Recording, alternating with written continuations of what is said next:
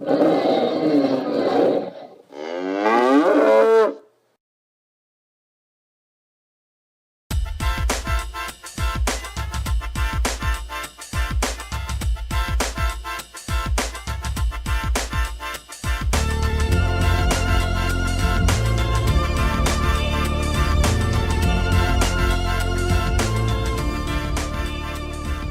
hello, it's Thursday, November 12th, 2015, and what time is it? It's game time.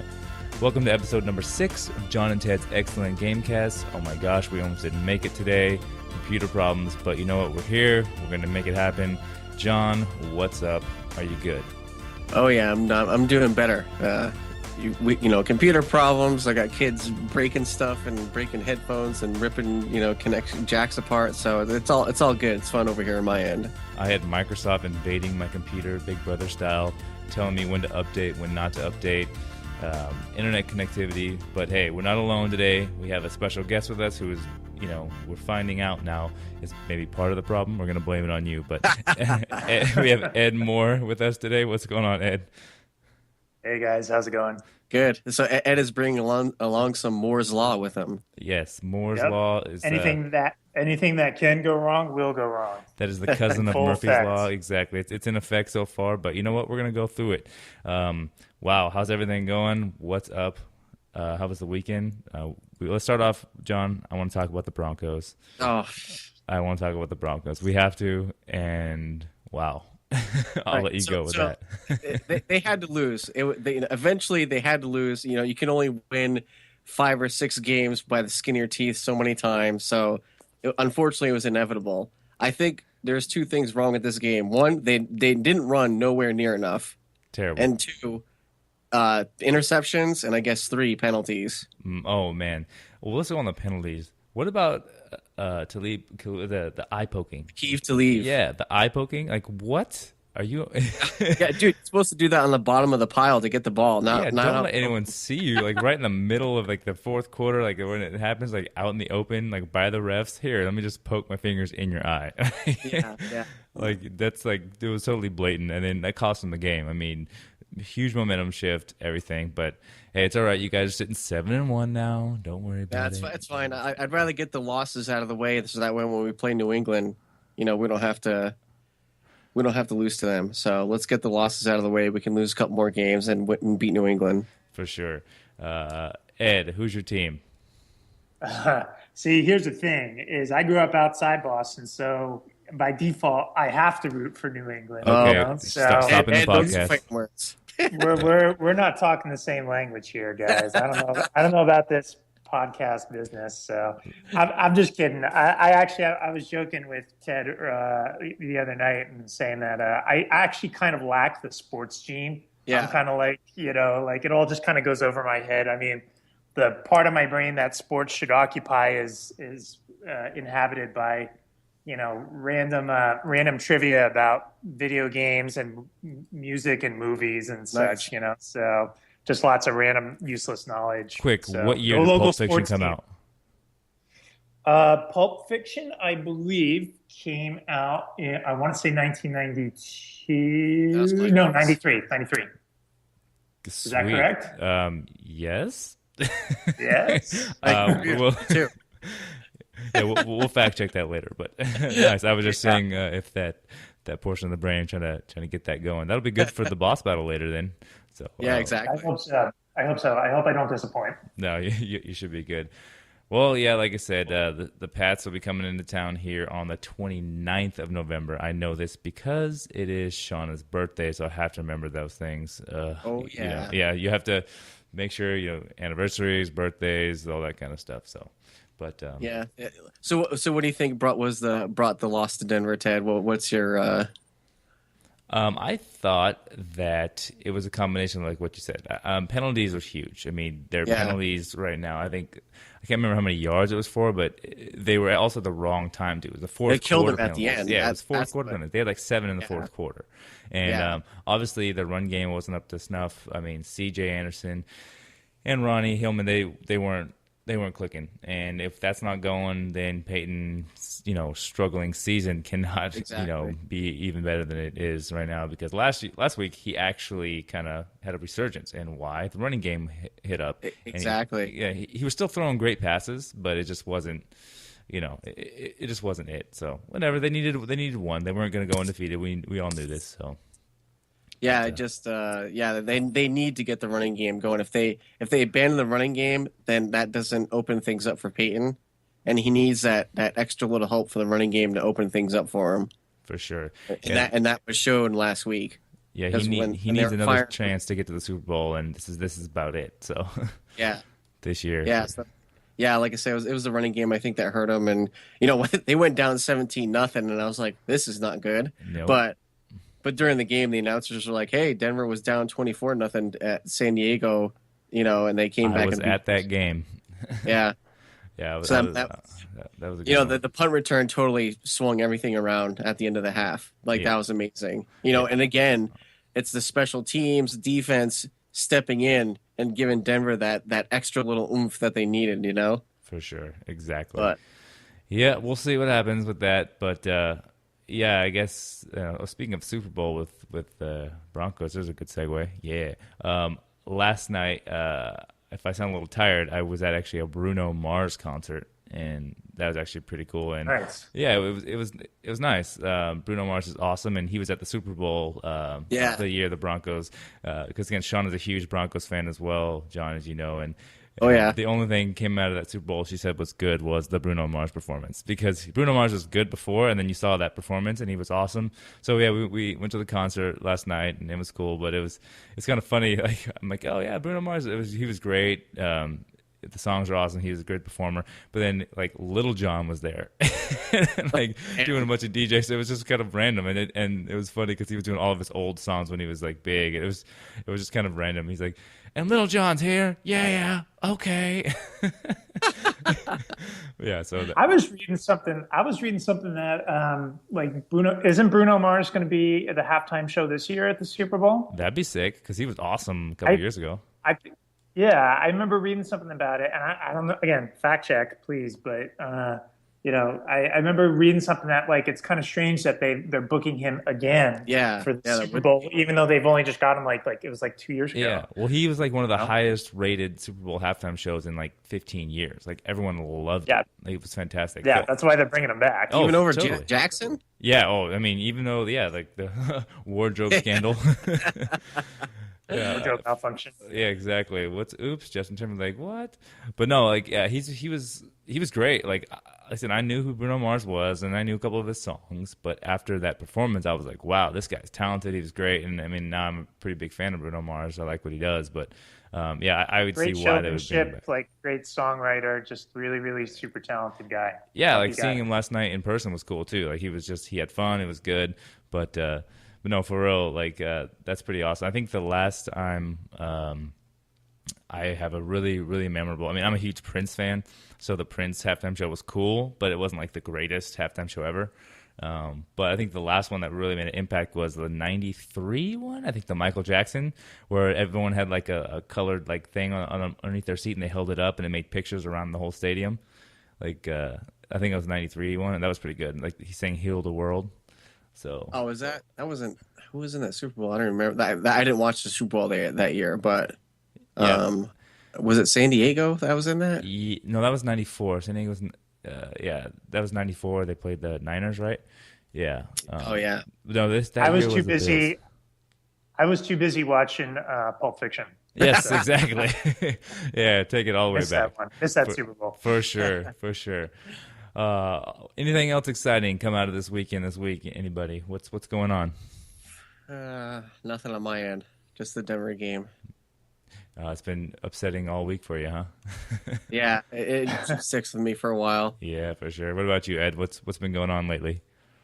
Oh man, I don't know. I mean, I'm a freelancer now, so I mean, a lot of my time is kind of focused on kind of working with existing clients and trying to find new ones and doing wearing a lot of different hats. So that's kind of what is kind of occupying my mental headspace right now. So Solid. wish I had something more interesting and exciting to talk about than that. So No, hey, that is exciting because that's life and that's what happens. But so actually, why don't you? That's a good way to transition to that. Why don't you kind of give the listeners a quick overview? We're going to dive deeper in your interview section when we really talk about what you're doing. But give them a quick overview so they know who the heck is that third voice chiming in when we talk. yeah, So. yeah. Okay, cool. Yeah, I mean, I've been, my name is Ed Moore. I've been a video game designer for over, 15 years.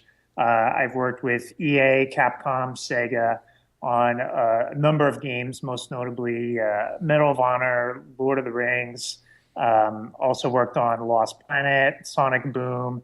I worked with Pandemic Studios on the Mercenaries games, a bunch of different unpublished projects. And over the past, year and a couple months, I've branched out and started my own user experience design consultancy called Amped UX. And so now I'm freelancing on some VR projects and some non-game related stuff. So that's kind of the quick and dirty rundown of who I am and what I do. Sweet. I dig it. So yeah, that's who that third voice is, everybody, and that's why he can talk intelligently on stuff like Pulp Fiction. So sweet. How about some news, fellas? You guys ready for some news? Bring it. A lot going on this it. week. Let's just dive in. Okay, so speaking of VR, there, Ed, Gear VR. There's now a consumer version available for pre-order. $999.99, or actually just $99.99. Excuse me. But man, VR's here. It's here and it's real. $100? Yeah, $100. It's coming. Huh. Yeah, out November 20th. Like it's here, man. Huh. Yeah. So, interesting. Yeah, it's got decent reviews too. Have you guys read anything about it? Heard about the reviews? People liked it or anything?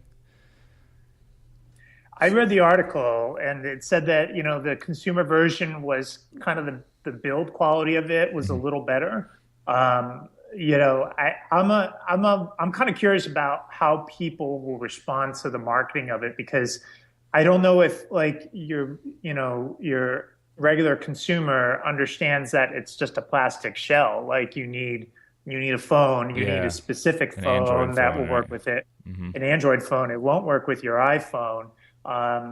So I'm kind of curious to see how that's going to go over and how successful that it's going to be. I mean, I've used it. It's definitely a neat step up from, say, something like Google Cardboard, which you have to hold it to your face. I mean, it's got the kind of the touchpad built into the side of it, which is kind of neat, and it's got the straps so your hands are free. But I'm really curious to see, how it's going to get received, and if it's going to, kind of lead the charge for the low cost VR option.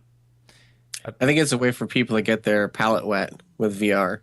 Might be like, it's for those people, and you're like, do I want to drop, $400 to get an Oculus Rift, or do I want to spend $100 and see if this is somewhat cool or whatever? I think it's a good entryway to get into VR, and who knows from that, other companies are going to be like, well, how can we make a $150 one or $200 one?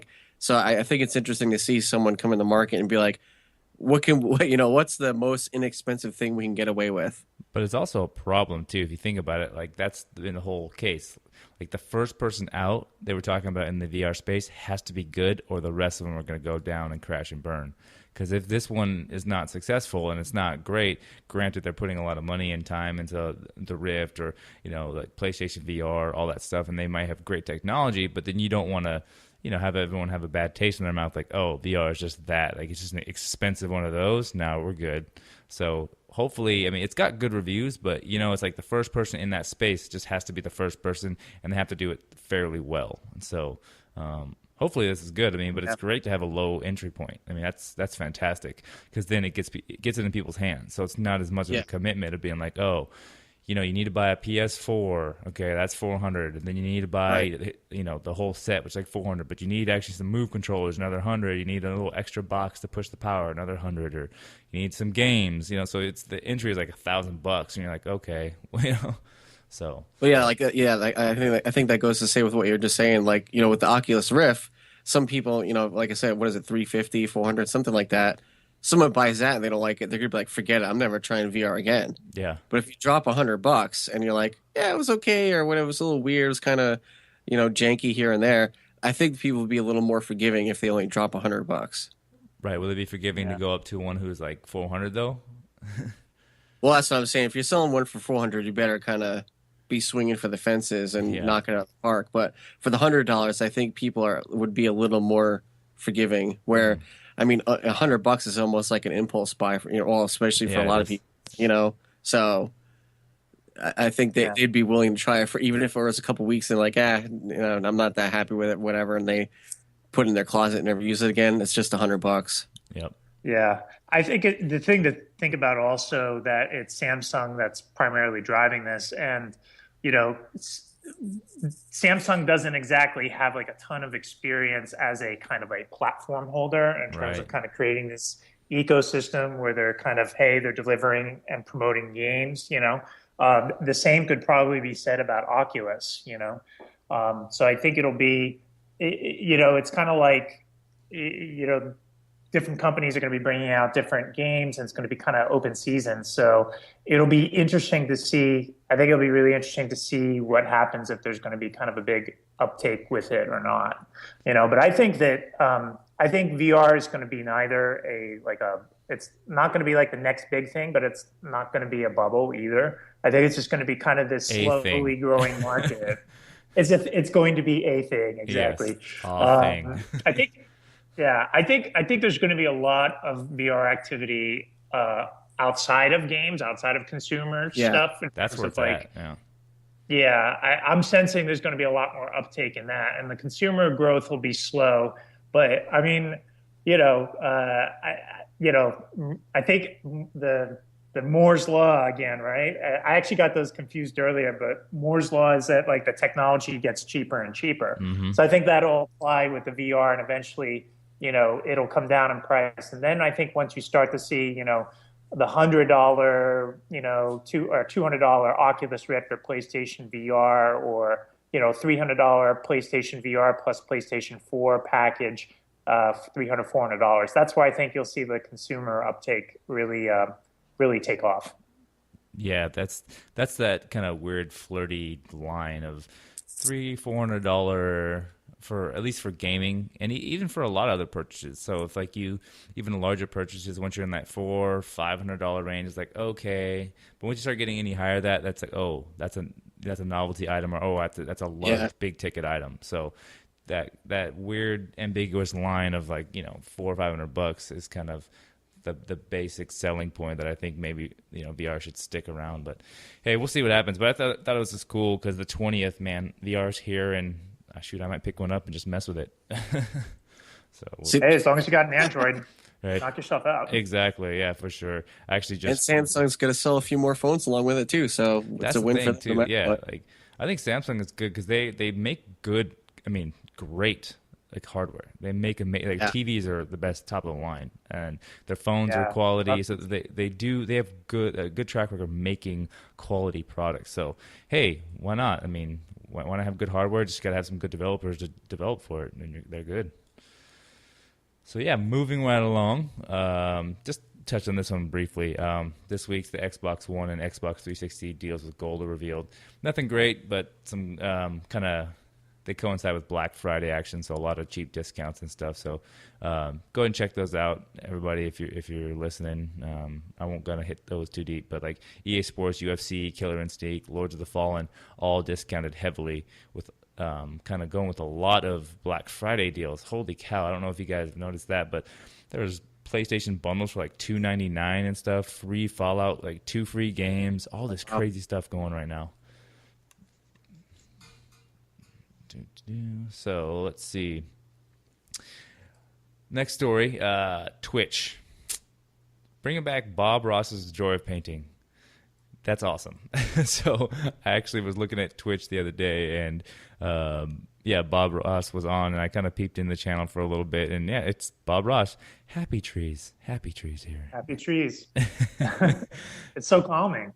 It really is, and yeah, they had a 9-day streaming event, and they just finished it did the complete 31 seasons of Bob Ross's. That was the dude that was on like Channel 2 or whatever, right? Yeah, man, the fluffy hair, the palette, the happy trees, and like that's a great color. It just makes it feel so good. He was either after or before like Captain Kangaroo or something like that. Yeah, he was on the PBS type I think deal. after. Yeah, after. Yeah, they the final episode of the show that was broadcast, 183,000 viewers on it on Twitch live concurrent. That's crazy. That's insane. And for the whole 9 days, they had 5.6 million viewers. So what do you think? Twitch is bringing them back. Yeah, like 5.6 million. Man, 200 and something thousand viewers. That's like more than some like shows on TV get. Oh yeah, exactly. And so now every Monday at 3 p.m. they created a new channel. They're going to do Bob Ross's The Joy of Painting. So, but it's a good. Go ahead. My question about it is like, do you think that people are genuinely like painting along with the show? Because that's what you were supposed to do, right? You're supposed to be at home painting. Mm-hmm.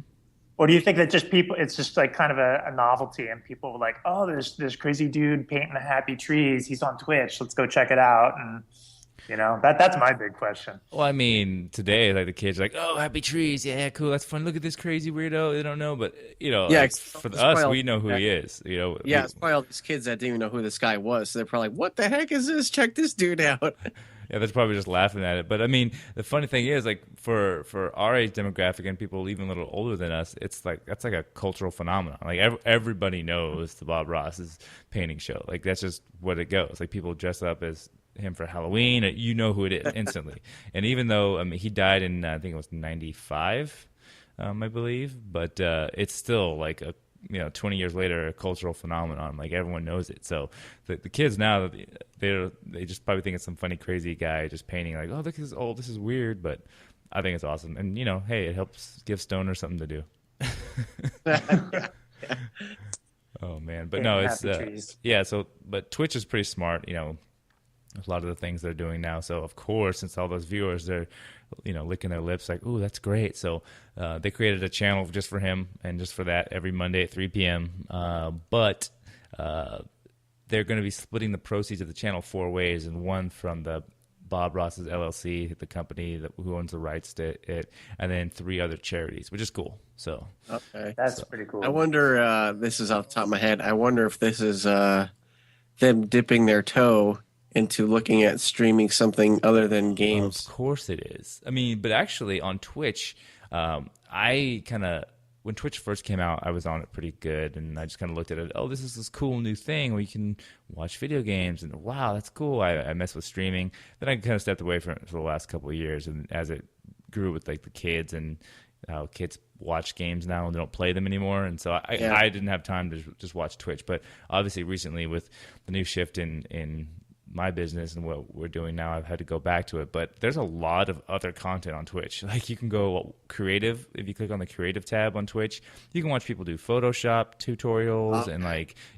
watch people paint, watch people sculpt, watch people do a lot of different things on there. So see, I didn't even know they did that. So I wonder if this whole Bob Ross thing was to bring attention to that. Well, I think it's more for me, because that's people live streaming. I think it's them maybe stepping into the TV market. Streaming. Oh yeah, they're probably going to test the market and probably TV and syndication, just kind of play all that stuff. I mean, think about that. The guys that did Twitch are the original guys that created Ustream. So, yeah.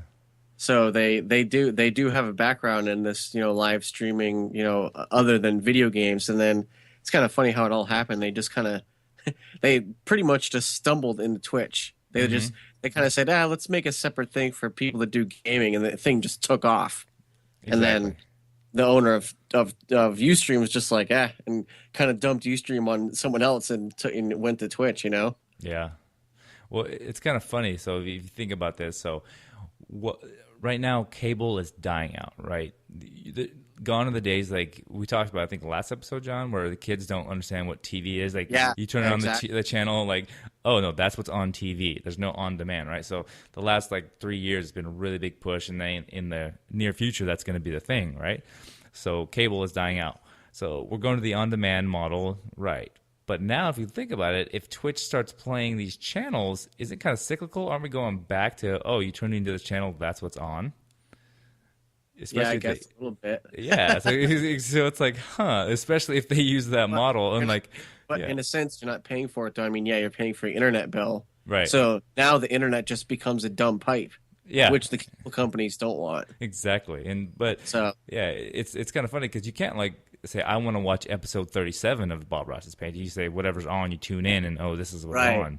So it's almost kind of going back to the cable model, but you can tune into that channel, but specifically for the content you want. So it's pretty weird, but I thought it was kind of cool. So, very interesting. Yeah, definitely. Something to keep an eye on. I know I will as well, because again, I was one of those 5.6 million viewers because I saw it. It was on it was promoted on their channel. Come on, Bob Ross painting. Come on. But yeah, so I clicked on it and I watched 5 minutes. You got sucked in. I did. Okay, 25 minutes. Yeah. But no. Did you paint some happy trees? I painted some kind of slightly upset trees because my trees don't look like his. They're little sad and droopy trees. But diseased trees. Yeah, more disease and perturbed trees. Yeah, not awesome. Oh well, Bob, I'll have to watch your show and get some more painting techniques and paint some excited clouds and etc. Should do it in Photoshop. People on the chat channel, they should be this is how you can do oil style painting in Photoshop. So it's you can kind of learn a little bit of both, Yeah, that's actually a good idea because people, if you probably could make a channel that says Bob Ross Photoshop or something like that, because there's a couple of Photoshop channel streams on there that are pretty cool. I watched this dude just because I actually discovered it about a month ago. I was like, wow, you can watch people do stuff. He was just literally in there, just he was streaming a game, just drawing a picture of an orc, all detailed, with a castle behind it and everything, and just really shading it and everything. And I was like, wow, this is kind of cool. Because, I do a lot of Photoshop stuff, so I was like, interesting. I didn't know you could do that. So I watched 10 minutes just to see what it was about. But yeah, it's just a dude in there streaming that. So, I think that's a good idea. I got a question for you guys. I mean, do you think that the day is going to come where, because traditionally game development has been, very, very, siloed off, very concealed, and marketing very much controls the channels and what people see and they don't see. Do you think that the day's going to come, especially with independent development, that hey, the kimono is going to be completely open and everybody's on Twitch, 24/7, while they're working on the game. So that's not already happening, totally. Totally. Of course. Yeah, that will happen. I don't think everyone would do it, but I could totally see a couple of guys doing that for sure. Mm-hmm. Yeah, that's something that interests me. For sure. And we could talk about that off the podcast, actually. That's a good idea. But no, for sure. I agree, especially that everything's in your face, on demand. You can't do anything. You can't even sneeze in your own room without someone, tweeting about it later. It's so, having the door kind of opened or the curtain revealed behind the scenes of game dev, because that has been such a quiet, closed thing, behind the scenes. But if you notice the last few years, it's been more open and more out there. And so it's not as concealed, it's not as hidden. It is more mainstream. You do hear about the mishaps during development now, and the processes, what went wrong, and so being able to see that in real time, and as the developers go, watching developers getting fist fights on Twitch might be kind of cool. That's only happened maybe once in my career. It almost got physical, but it's pretty rare.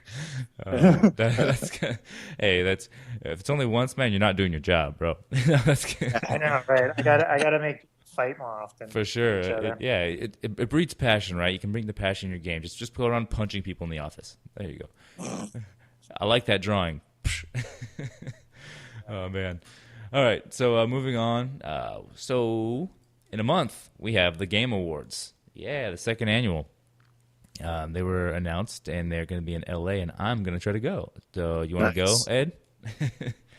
So I guess so. Sure, maybe. I went to the first Spike TV Awards. Right. Oh God, this must have been how long have they been doing the awards for? I think it was 2005 when the first Spike Awards were Yeah, that sounds about right. Yeah. So, do you know where it is in LA? Yeah, they haven't announced the venue or anything yet, but it's gonna be like a larger one. It's gonna be kind of like celebrities and big time game people. But tickets go on sale for regular people in the public who don't have connections tomorrow or today, Thursday. Yeah. So Chance to get a press pass. yeah, I got to get one of those for sure. And then yeah, it's gonna be streaming events, celebrities, reveals, all that kind of stuff. So um, I like how the Game Awards kind of went away for a few years, especially the Spike ones. Obviously, there's no more Spike, like as far as gaming and stuff. But yeah, he just Jeff Keighley just made his own thing, just fronted it, and it's like, hey, you know what? I'm gonna put some money down and make my own thing. So, and he's making it kind of big too, which is good. So Yeah. What do you guys think is going to be? You think there's going to be like some secret announcements there? What do you think is going to be? What's your money on? oh, see, that's a good one. Let's see, Half-Life 3. Oh wow. No, that'll never happen. But hey, we got the Last Guardian at E3, so there you go. And or before that, so but no, it was at PSX last year, I think. Yeah, the PlayStation Experience. I think Last Guardian got announced. But no, I don't. There's going to be some reveals, they said, so I'm excited to see what happens. I wouldn't mind going to something like that, but I just like that there's kind of an annual event now. It just kind of helps solidify gaming as something legit in the culture. Because it is. It's really mainstream. It's just one of those mainstream that's almost taboo. It's like, oh, gaming? What? That's not real, is it? Mm-hmm. But it's everywhere. Like, you can't watch TV now or watch a football game without seeing a commercial for Call of Duty or Assassin's Creed. So, we'll see what happens. Yeah. Moving along. Well, yeah, next story. BlizzCon was last week. Yeah. A lot of stuff coming out of BlizzCon going down. But a notable fun story was Jamie Lee Curtis. She went to BlizzCon in full cosplay and hidden from everybody as a World of Warcraft undead character. So, yeah, I thought that was kind of funny. She's cool. Yeah, she's really into gaming. Her son is a hardcore gamer, so she kind of got into the field. She even went to Evo this year as dressed up as Vega in disguise as well. Yeah, no kidding. Yeah, she had a full Vega garb, had the mask on, and now granted she wasn't all oiled up looking like Vega, like a Latino guy, but she had like a skin colored like long sleeve shirt on, but she had a cool mask and everything, the whole Vega mask and the claw and stuff. But yeah, I thought that was kind of cool. Yeah. Did you guys was there anything that came out of BlizzCon that you guys were kind of excited about or really interested in? There's a few things. I mean, again, I'm actually one of my contacts in the business works for ESL, and ESL is doing a lot with BlizzCon, especially with Hearthstone, creating a new studio for them. ESL, the Electronic Sports League, all that stuff, and they were really pushing Hearthstone this year. So the Hearthstone Championships is kind of what I was watching because Josh was working with that and stuff like that. But I like a couple. I like what they're doing with Heroes of the Storm right now. Kind of changing and riffing on the MOBA type deal because there's been so many MOBA clones out there. After League and Dota, and then having someone else come in the field and actually be successful, to me, is pretty impressive, I think. Yeah. I mean, it shows you're doing something right. If you can come in after, these things have been starting to come in and kind of out of nowhere and be popular, that definitely shows you're doing something right.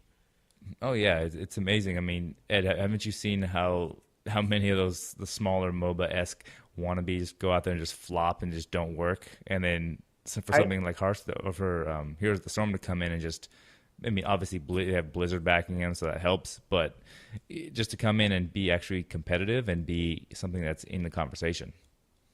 Yeah. I mean, I've actually done a lot of research on MOBAs and some free-to-play stuff with some projects that I'm working on, and it's really interesting because it's like the people that play League of Legends or they play Dota 2. I mean, it's kind of like there's this kind of critical mass there where that's the only game that they play because all their friends are playing that, and it's that kind of social.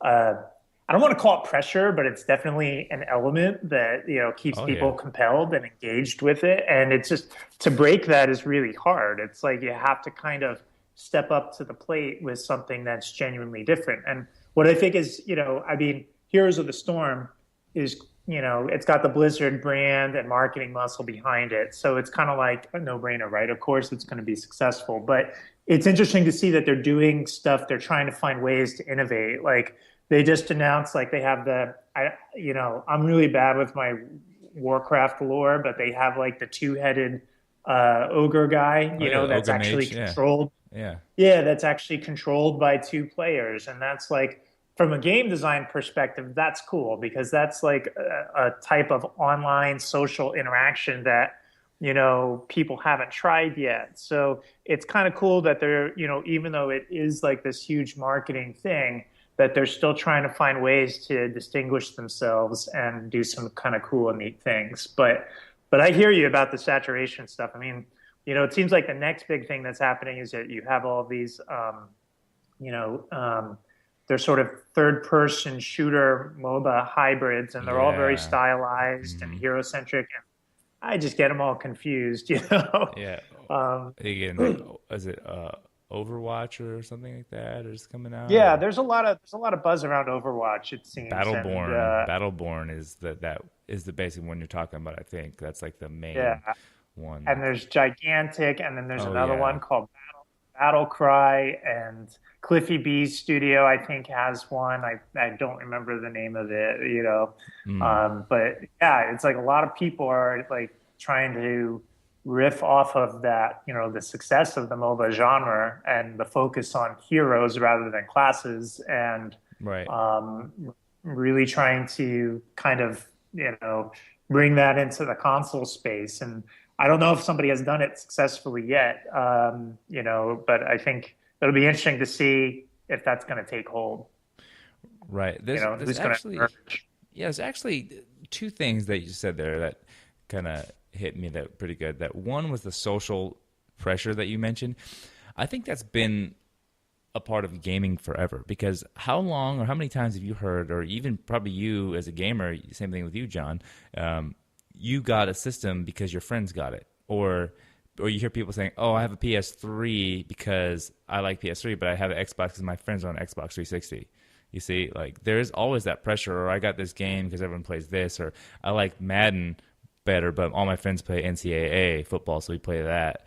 So there's always been a social pressure, and I think they're using it as a business model now in MOBAs, because you want to play with friends. I mean, granted, there's single player online experiences, but you still want to talk to people about your experience. Even if you played Skyrim like me for 170 plus hours, you still want to talk to people about what you did in Skyrim. So I think that was pretty cool. I mean, that they are kind of focusing on that social interactivity and the social pressure, trying to pull people away, but they're just basically creating another magnetized draw. Like, oh, this is also a social thing that you can do with your friends as well. Maybe you guys should try this. So, they're basically just kind of trying to, augment that experience. So I think that's cool. But the other thing that you mentioned too that I liked was the class system versus, the hero system versus the class system. Now, I really like that idea. I think it's really cool to have heroes in any kind of game that are with different abilities. Now, this is outside of the MOBA space. I think that's a really awesome concept, because if you think about it, like all role-playing games or life in general is a certain, person, hero with a certain skill set. So it's not generic class that everyone has their generic trees. It's just like you have the same abilities. It's almost you're a distinct person, and I think that's kind of a cool thing. Yeah, you're a character, exactly, and I think that's pretty awesome to think about. But it's also like, hey, are we going to get to the point where when they make these heroes, they're almost like just preloaded out classes? And that's what I'm worried about. It's like, hey, we're making a lot of heroes, but they're just like Call of Duty loadouts with just different loadouts. The same abilities just kind of shuffled around or tweaked slightly. If they're completely different abilities and completely different play styles, like saying that 2-player Ogre Magi, or like in Dota where all the characters, are totally different. I think that's cool, but I think going to the hero model in a lot of games is a pretty cool concept. Yeah, I mean, it really kind of depends on how much customization do you want to give over to the player, And I don't think the hero concept isn't anything new. I mean, you just have to look at like fighting games over the past, 20, 25 years, and they've been, doing it too. You don't customize your moveset really all that much for a fighting game. It's more about inhabiting that character. But with the MOBAs, they, kind of coming out of World of Warcraft and bringing some RPG stuff into the DNA of the RTS genre, and then kind of evolving from there and taking out a lot of the micromanaging aspects. It's like there's that expectation for there to be customization. So, and the customization stuff is when you're looking at free to play, like the customization is hugely monetizable. Yeah, so it's like you definitely have to incorporate that into your model. And that's actually circling back now on Overwatch. That's actually another interesting thing that I found coming out of BlizzCon was their decision to say, hey, we're not going to be a free-to-play game. We're going to be a $60 retail game. So I'm kind of curious if you guys have any thoughts on that. I 100% think sell it for $60. Give everyone all the content. I'm a big proponent of that. Like, I think every episode that we've done so far, we've talked about some element of the free-to-play model or game monetization. Don't you think so, John? In some capacity? Yeah, that topic comes up every episode. And it's because it's something that gamers and people in the gaming industry still haven't swallowed. This is a pill that they're trying to force down our throats that, piecemeal content, free-to-play models, just microtransactions. This is the new way that games are done. And we as gamers keep kind of hawking that pill back up and spitting it out. No, we don't want to know. But I'm all for like buying a $60 game and just having the content there. Sure, if you want to do a season pass or whatever that they do, like $10, $20, okay. But no, if you $60, we get the full experience and we just go and you play the game, I'm okay with that. Like, but there's been ever since Overwatch, now it's in they just finished their last beta. Is that right? I think. Like, and now they're like, hey, how long do you think it'll take before Overwatch actually does go free to play? And so, I'm okay with it. I don't know what you guys think about it, but I think they should do that way. I was surprised. Stop spending hundreds of millions of dollars on games, so you have to make your money back. Then you don't have to do that. Focus on gameplay. Exactly. Easier said than done. I mean, look at Minecraft. Yeah. Yeah. Well, Minecraft is the exception, not the norm. Oh, totally. But no, you were surprised. What surprised you about it? I don't know. I mean, it just seems like free to play and MOBAs go hand in hand. So right. It's interesting to see somebody buck the trend. And I mean, you said it yourself. It's kind of like, well, how long will it be before it goes free to play? It's kind of like, the same thing happened with, a lot of MMOs, right? They were still embracing subscription model, which, pretty much only works for Blizzard and on World of Warcraft and, probably EVE, maybe some other MMOs. And most of them, they realize, hey, we can't cut it as subscription model game. So we have to go to free to play. So that's why I was really surprised at it is that, maybe they're doing that for the early adopter crowd because they know it's like a hardcore kind of game and that they're more used to that price point and that'll build a community and they can monetize off of that in a very predictable way, but Blizzard is learning, they've learned a lot about free to play with Hearthstone and now Heroes of the Storm. So that's kind of what it surprised me is that they were kind of like going this kind of very traditional route. I mean,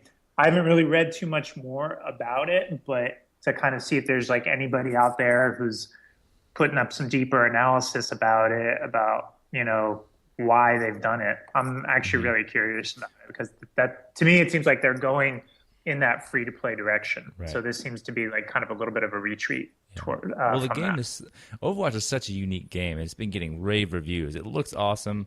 It's going to be pretty good, I think. And it's so different than the normal experience of games now. In this one they really did focus on gameplay. It's all about the gameplay in this game, because visually it's good. It's nothing like, oh, this is amazing, but it's all about unique ways to play it. And so, like you said, they already have models such as Hearthstone and Heroes of the Storm for free to play. So they're getting their free to play money. They have their free to play model. So if they're gonna get into a space and make a complete unique experience, hey, why not go all out? Just go all in with something.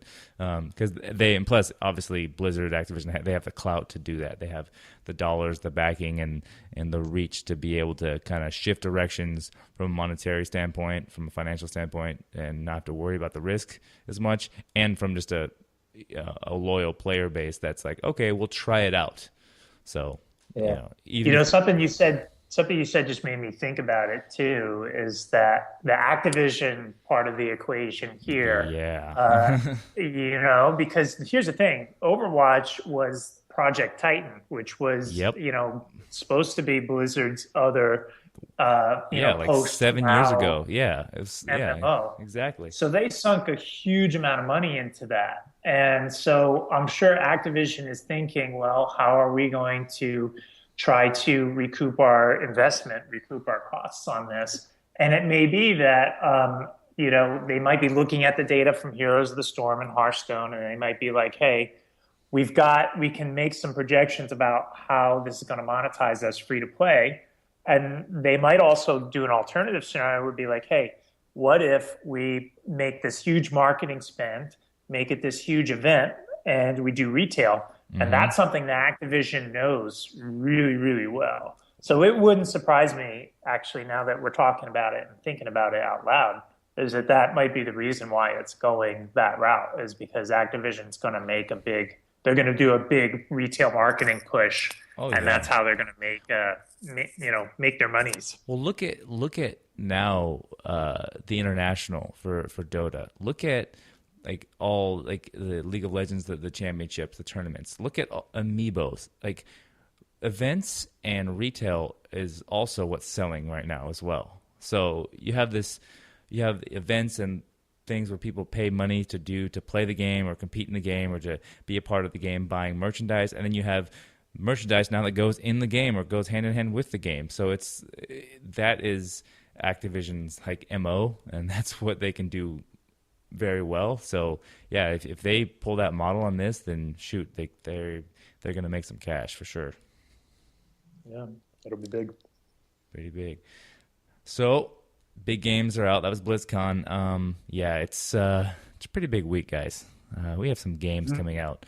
3 big ones in particular that I am excited for. Let's start with the first one, Rise of the Tomb Raider. I do not have an Xbox, but I'm going to play this very soon. Mike and Rob, the Froyo Bros, we will be playing that game very soon. But I'm excited for that one. It's a Xbox One timed exclusive. It'll come out holiday next year on the PS4. There's your marketing push right there. But yeah, it looks great. I love the first remake, I guess the first new one. Tomb Raider came out in 2013. I really enjoyed that one. I thought it was pretty great. There were some obviously things about it that weren't perfect, but I enjoyed the game. So this one looks awesome. Did you have a chance to look at it, Ed, John? No, my son isn't really a Tomb Raider fan, so. Oh, you got to get it to him. Again, I bet you he'd like these ones. They're a little more actiony. So it's Xbox One only for the first release. Yeah, but the one that came out 2 years ago was on all last gen platform, Xbox 360 and PS3. So he can he can pick that one up for sure and play that. I think it's worth playing for sure. Yeah, I played the demo of the Game of the Year edition, and it's definitely, like most game developers or gamers, I've got a huge backlog, and sometimes it's a little hard to justify adding things to the backlog. So, but I mean, that's something that I definitely want to check out at some point. I'm surprised to hear that the exclusivity is that long, that it's going to be a year. 1 year. 1 year exclusivity. That's that should give me enough time to get the first reboot and check it out and play it, you know? Oh, totally. So yeah, yeah. exactly. But I was impressed. I was definitely very impressed by it, and it looks like it'll be a fun game. The other thing about it too, when I played it on PS4, and they were doing some cool things with like the touchpad and voice recognition, you know, with the microphone, and you know, you can just tell it map. And as a user experience guy, you know, I find that stuff really interesting, and it really felt like, hey, this is something that felt like it was really custom made for the PS4 to take advantage of its of some of its controller capabilities. So that's kind of one of the things that I remember being really impressed by that. But yeah, so Tomb Raider, it should be good. You'll have to let us know what you think of it. Yeah, for sure, we'll do. Again, it's a big game coming out, and it's not as long as the next two we're going to talk about, but so it's, you know, I might think about mainlining that one, just kind of hitting the story real quick, not doing all the side stuff, just, you know, knocking out the, you know, 10, 12, 15 hours, however long it takes to finish the story and then call it good. But one that I've been looking forward to for, how long, like 3-4 years now? StarCraft, Legacy of the Void. Oh, boy. Yeah. Oh, man. Picking up a copy today. And so I'm getting excited for that. Yeah, it's here in the third installment of the trilogy, of the StarCraft II trilogy. So yeah, you had Wings of Liberty, Heart of the Storm, and now Legacy of the Void. And this one's focuses on the Protoss, so I'm pumped. So big time RTS fan ever since the first Warcraft, and been hooked ever since. So really looking forward to this one. Now that, you know, RTS games are really not in the forefront anymore. Like, they were big back in the early 2000s, late 90s. They were big, but they've kind of fallen off in popularity as of late. But so looking forward to StarCraft because of the mobile. Yeah. I mean, the original StarCraft is like on my top 10 list of games of all time. And, you know, and actually, you know, I've been, you know, because of the backlog, I haven't actually checked out StarCraft II at all. So, you know, I know, right? I think I've been kind of waiting for them to kind of complete the trilogy so that I can have that kind of, you know, experience of playing through all the single player campaigns. Yeah, the binge it, you're the Netflix age, just kind of Netflix binge a season now. That's what you're doing. I see it. Yeah. Yeah, but I mean, sure. Protoss are cool, man. I think they were always my favorite faction to play in the original game. So I'm a Zerg player. Yeah. I like the Zerg. I've always been a Zerg guy. I don't like the Terran. I mean, they're whatever. But yeah, I mean the Zerg or Protoss, but the Zerg is my main. So you and I'd fight. I would just Ling rush you all day. But no, it's Yeah, I mean, StarCraft, the first one, I remember when that came out in 98, I was just like, wow, this is amazing. Played the crap out of that. And then, when StarCraft 2 came out, we had our first guest on episode 1, Chris Cluey. I was coaching for the Minnesota Vikings at the time, and it came out, and I brought my computer, my PC, to training camp for 2 weeks, and he did as well. And we played that in the dorms at night after practice. So that's hilarious. Yeah, so because it came out, I think, it came out on like the 15th or 11th of July, and we had to go change training camp on like the 20th, so we only had like a week of it. So we just brought it up, and we're just every night we play online.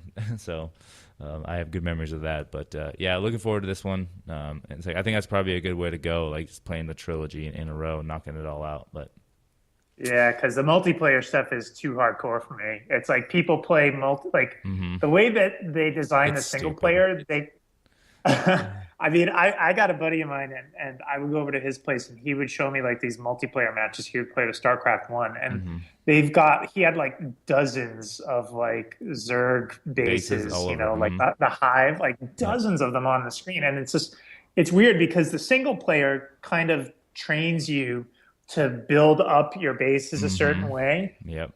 But when you play it online, people just play it in a completely different way. Yep. So it's like, for me, it's like, for me, it's like, I would just play it single player. I'd be scared to hop online and just get trounced by, some 12-year-old kid playing in an internet cafe from Korea. For sure.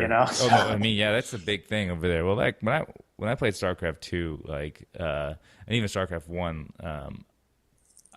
being a Zerg player, like you really have to learn and playing again as I got experience with my RTS games, because again I used to play RTS games competitively, especially with Age of Empires, and so I got pretty good at them. But StarCraft, even in itself, is a different animal. It's just because the APM like of those elite players is astronomically high. It's ridiculous. 250 actions per minute. Like, have you ever watched them click? They've gone in and they've done like spectator mode and seen how many times they click per second. It's insane. Like they are just all over the place. You can't even see the screen. It jumps around so fast. It looks like a strobe light. And I don't quite play like that, but again, yeah, you're right in the sense of how it's so different than, just building up a base and making some units and then going on attack and time. It's all about how fast you can move, how much map you can take over, and what kind of strikes you can do. Like, it's all strategic little strikes. There's no such thing as just giant armies just wiping each other out, like in multiplayer. It just doesn't work that way. So, yeah, it's pretty crazy. So the last game coming out, which everybody knows, Fallout 4. Oh boy, this is the one that's scary. This is the one that's going to take over. This is the one that's going to take over your life. Yes, John, we're not going to do a podcast for the next 3 months because we're going to be. Oh man, I have made the conscious decision not to purchase this game as of yet because I am extremely busy. I will buy it. I will play it. I will get lost. You will not hear from me for a while, but I'm going to hold off for a little bit. But yeah, Fallout's here, man. It's crazy, and there's been stories of people like developers being like, "Oh, I've put in 400 plus hours, and I still haven't found everything in the game." That's just sickening.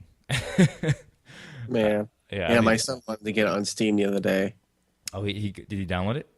No, not yet. He was toying with the idea. Oh yeah, if he gets that, then you might as well kiss that little game cap you have for him goodbye, because he's gonna disappear. But no, it seems awesome. Like, again, I've checked it out. Like we've played pieces of it.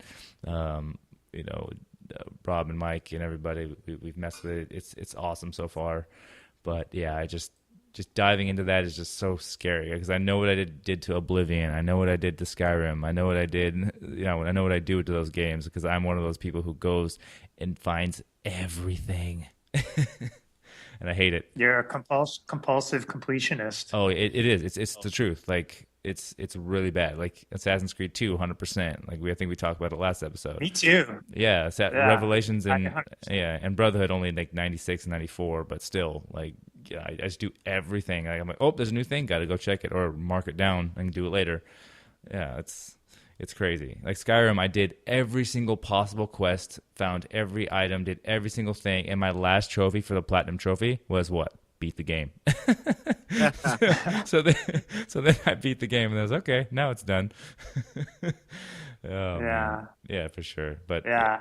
I got kind of burnt out on Bethesda games by Oblivion, because I sunk like 150 hours into it, and then I was just like, I love and respect them for what they do for their world building and especially their quest stuff. But after a while, it's like you just feel like you're doing the same thing over and over again, hearing the same NPCs kind of talk. I would love to see like a Bethesda game that is like maybe like a third of the size of what they do and has better kind of moment-to-moment mechanics. But I don't think it'll ever happen, because that's not what they sell their games on. They sell their games on them.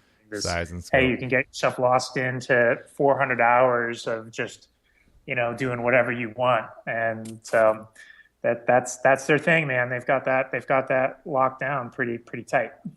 Well, yeah. Also on the, I also destroyed Oblivion. I did with the Knights of the Nine expansion and the Shivering Isles. Did it all like times 100.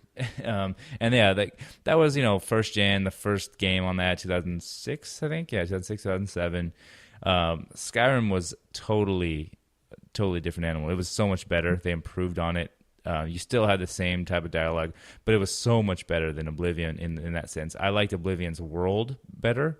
like the interaction of the world, but I liked the visual and the aliveness of the world in Skyrim better.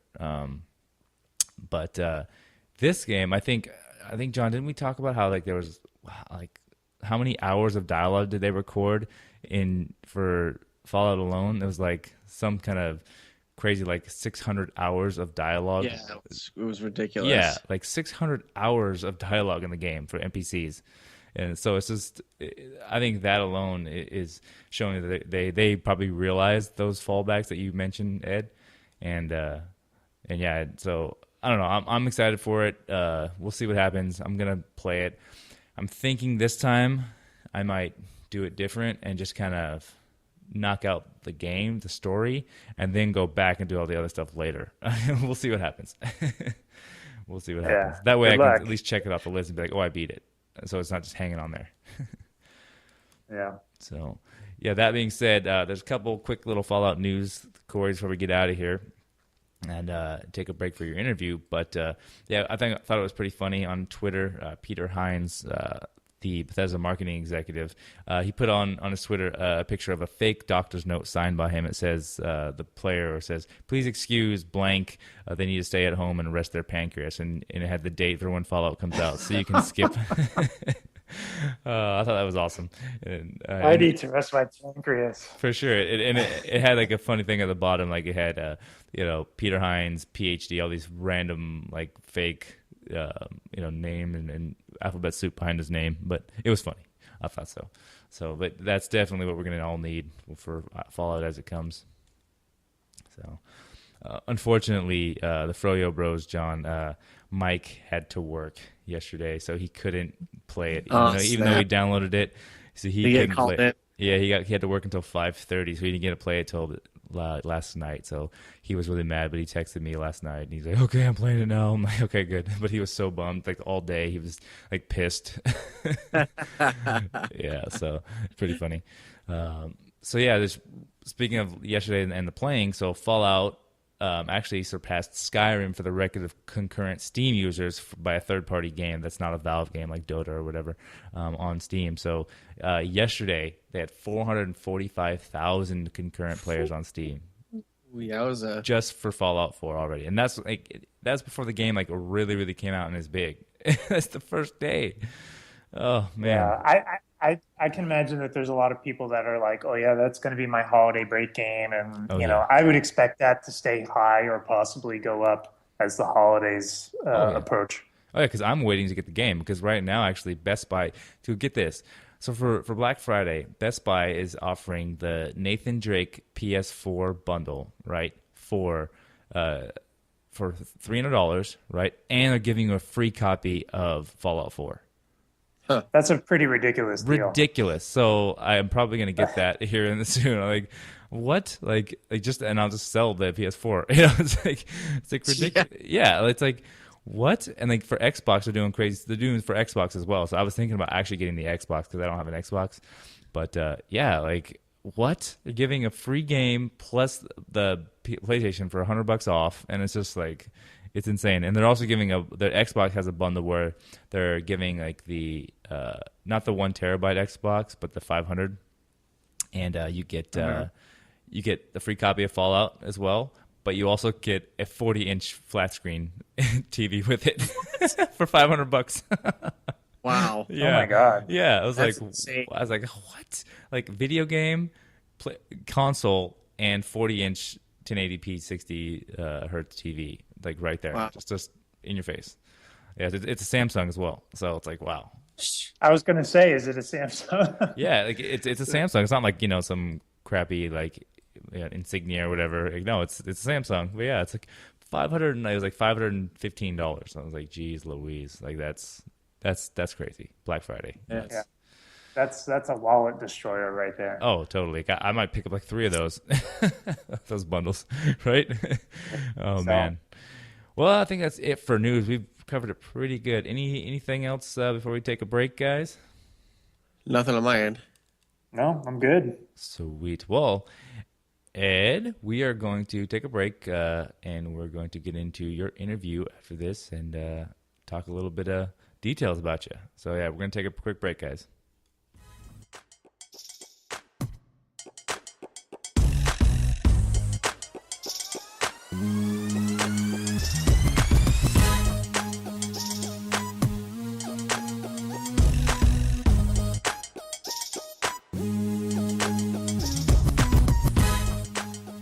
back. News, Hi. games, Fallout, Starcraft, things happening. But what's happening right now is we have Edward Moore here, and we're going to talk to him a little bit about what he does, about user experience design, gamification, product strategy, all that awesome stuff that he does. So Ed, we have our resident journalist on staff, Jonathan Nadeau here, who's going to hit you with the hard questions and kind of dig a little deeper. So, John, are you ready, bro? Oh, yeah, I'm going to bring some gotcha journalism. Bring the heat, man. All right. Begin the grilling. All right. Begin. Grilling begins now. Hey, Ed, thanks for coming on. We appreciate your time. Hey, thanks for having me. I've never been on a podcast before, and it's always been something I wanted to do. So Hey, you're doing good, dude. I hope I'm not screwing up too bad. No, not at all. Yeah. All right. So Ed, clearly you're into video games because we have you on here. You know, like Ted just said, you work with UX design, gamification, and stuff like that.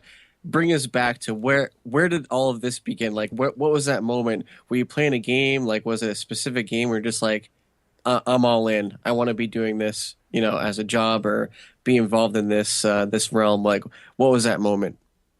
I mean, it would probably take me back to high school, back to the 16-bit era, and Nice. I was big into JRPGs. One of my favorite games of all time is the original Phantasy Star, the Phantasy Star games, Mm-hmm. But I remember playing Final Fantasy II on the SNES and just being really wowed by the music, and they really upped the storytelling with it, and I was like, I think I want to have a go at this. So when I was in high school, I produced my own show about video games. It was like a video game review show on like local access TV.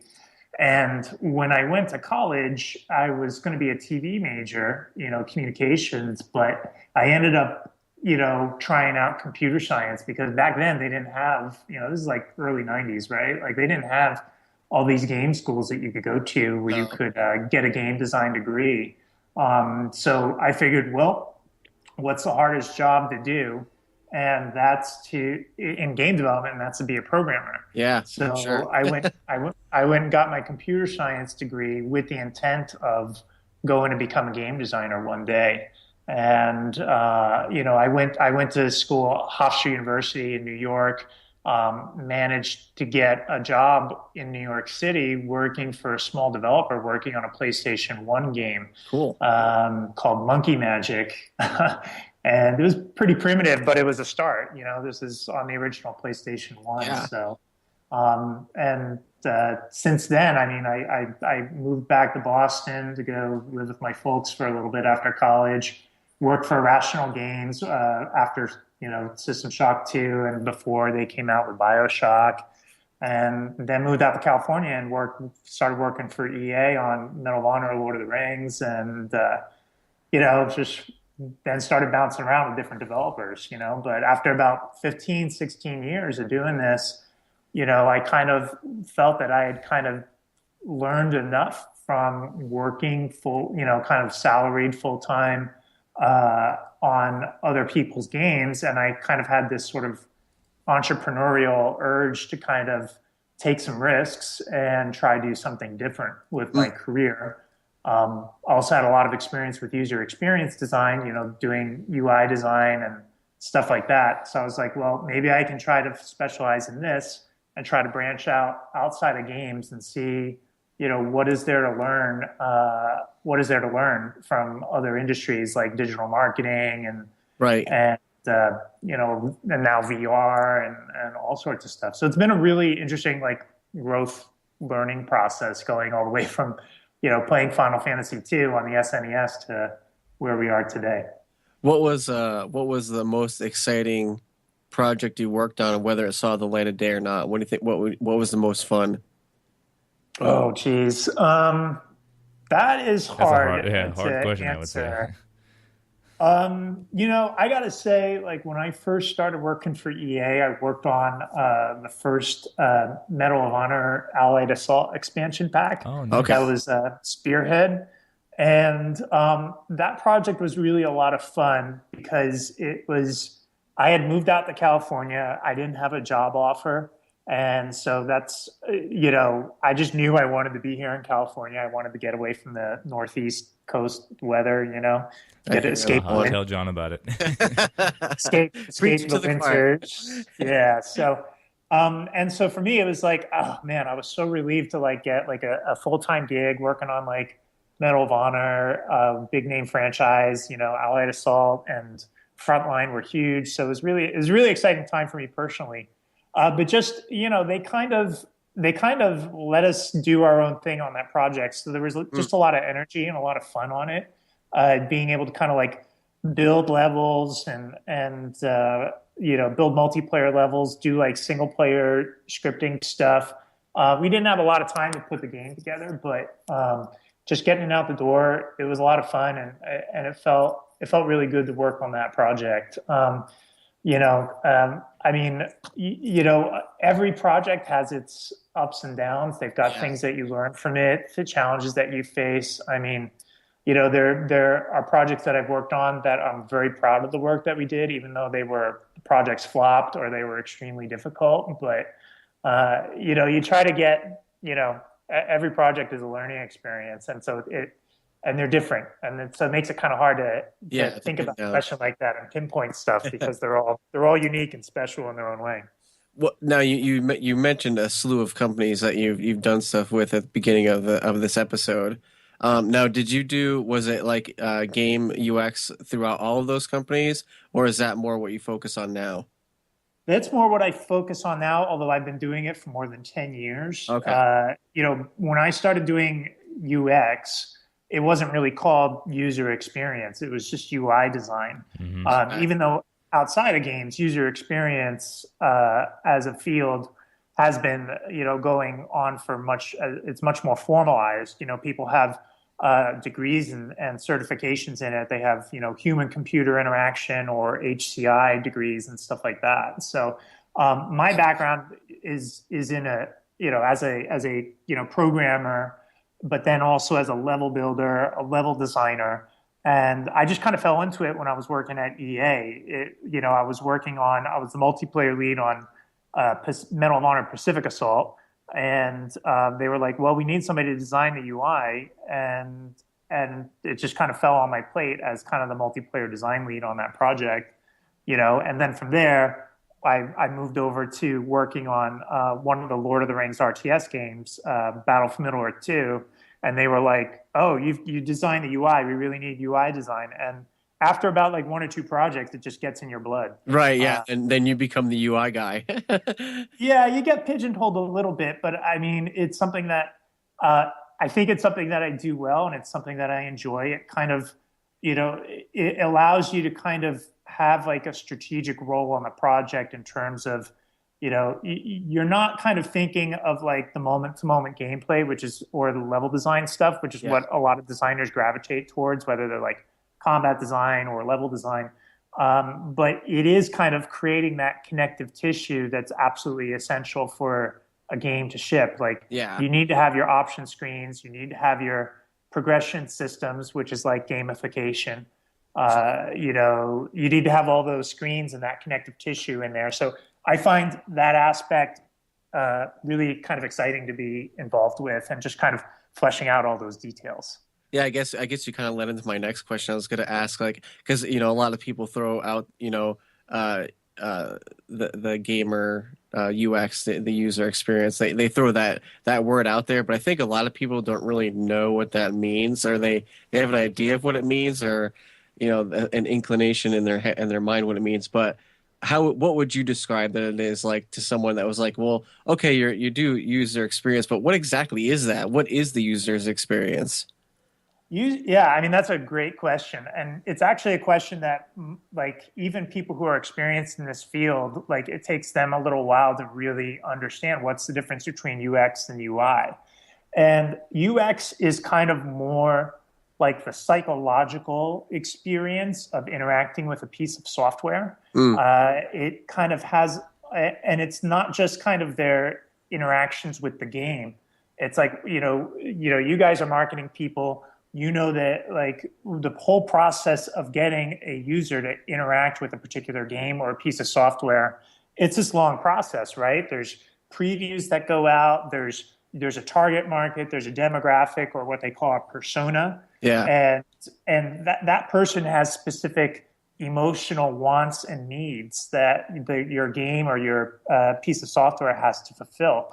So there's actually, outside of games, there's actually really a lot of research and thought that gets devoted to forming that model of who that user is. So the user experience goes into that, is like, what is that whole like life cycle of, connecting with the user, convincing them to buy. And once they buy, how do you kind of keep them engaged with the product? But it touches like, it's very like kind of high level and strategic, but and psychological. Whereas UI is more like the manifestation of the user experience, right? Yeah. It's like UI is what you're actually interacting with. The UI is, where are the buttons on the screen? What's the color scheme that you're using? How do the buttons look? What's the font that you choose? Like, how are the panels or the screens organized? Like, that's more the difference between it. That's how I would summarize that. Okay, so UX is almost kind of like a market research kind of type of way of looking at things then. A little bit. I wouldn't say it's 100% market research, but it definitely overlaps with it. Yeah. It has a lot to do with psychology, but there's also a research part of it where you have to, when you have something, you do usability testing. Like, you have like a build of the game and you do focus group tests and you put it in front of people and you observe and you record that data. That's a huge part of it as well. So it kind of blends, psychology, the kind of user interface design with the market research, and as well as like QA and testing. So it's that's kind everything of what in one. Yeah. It's the same thing, because again, with my company, with RaptorCow and everything that I do with business development, is I talk about the brand experience, and you want to eliminate friction at all customer touch points. So you want to make the experience the most smooth and integrated and intuitive experience it can be. And now this can go with a sales transaction in a store. This can go with, again, a game UI design and interacting with a game. This can go with, having a product or service that's, in a different realm or venue, but it's all going down to the experience that the user receives. And I think, to me, what it sounds like you're saying is, what I think I've got from it, from my background is for, instead of UI where it's mostly focused on the game itself, it's actually almost flipped around and focused on the player or the user. That's what the focus is. It's all about the user, and it's kind of molding the software, molding the system around the user, not the other way around. It's all about removing friction and promoting delight, like, if you do your job as a user experience or a UI designer, the UI becomes almost invisible because there's no friction.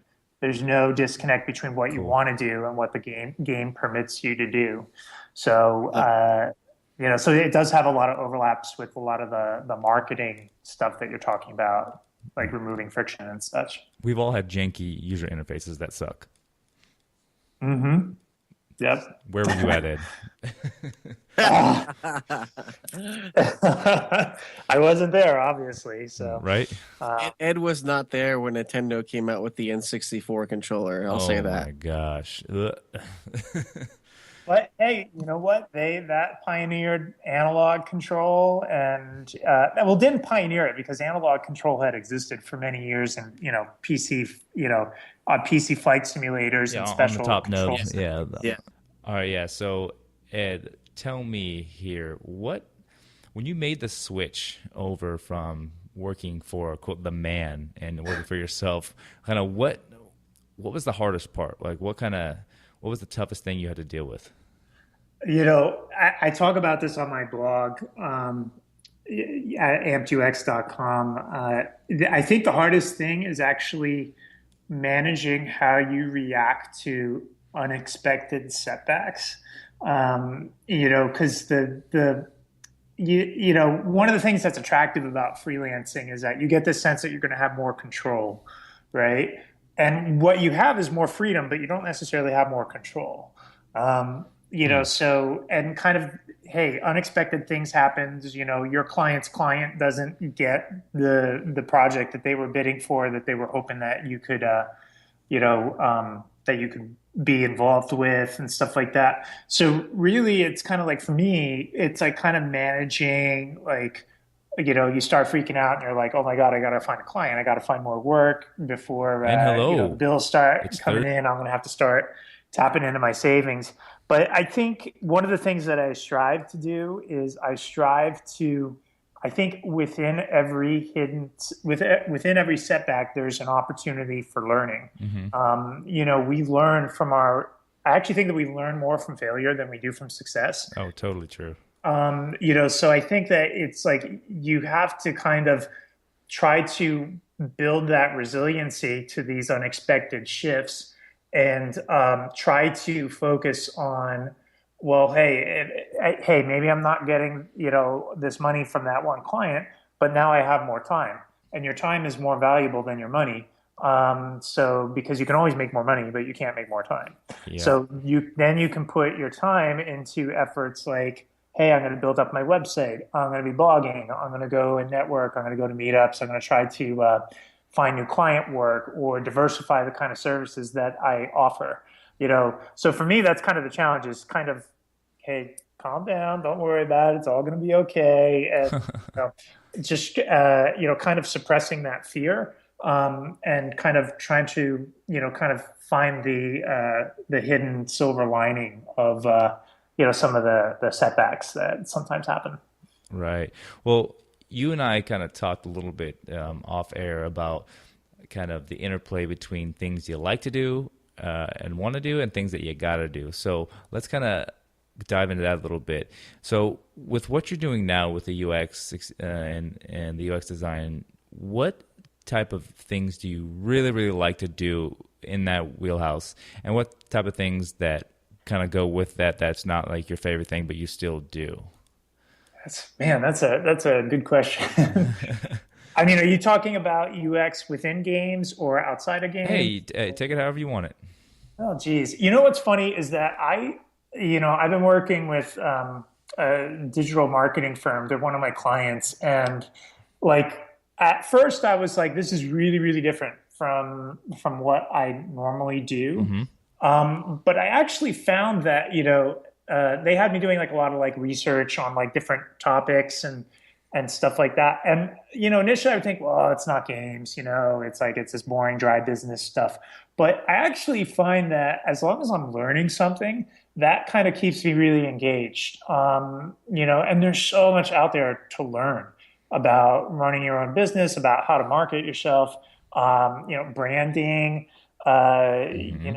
How do you put together like a good, business model canvas, or, do a SWOT analysis and learn about entrepreneurship, learn about social media, and promoting yourself and stuff like that. There's just so much out there to learn. Mm-hmm. So for me, I find that, like the things that kind of like engage me are like, if I'm learning something, it doesn't matter if it's in games or not related to games. As long as I feel like I'm learning, that's engaging and interesting to me. Awesome. That's great. Because to me, everyone asks me what my passion is. My passion is learning, and so I love to learn new things, whatever that is. And it's kind of refreshing to hear somebody who has been in the big gaming industry and been at a decent high level and done things, and now out on their own, they're still learning, and they haven't rested on their laurels. Like, hey, I've done this, but you're still willing to learn.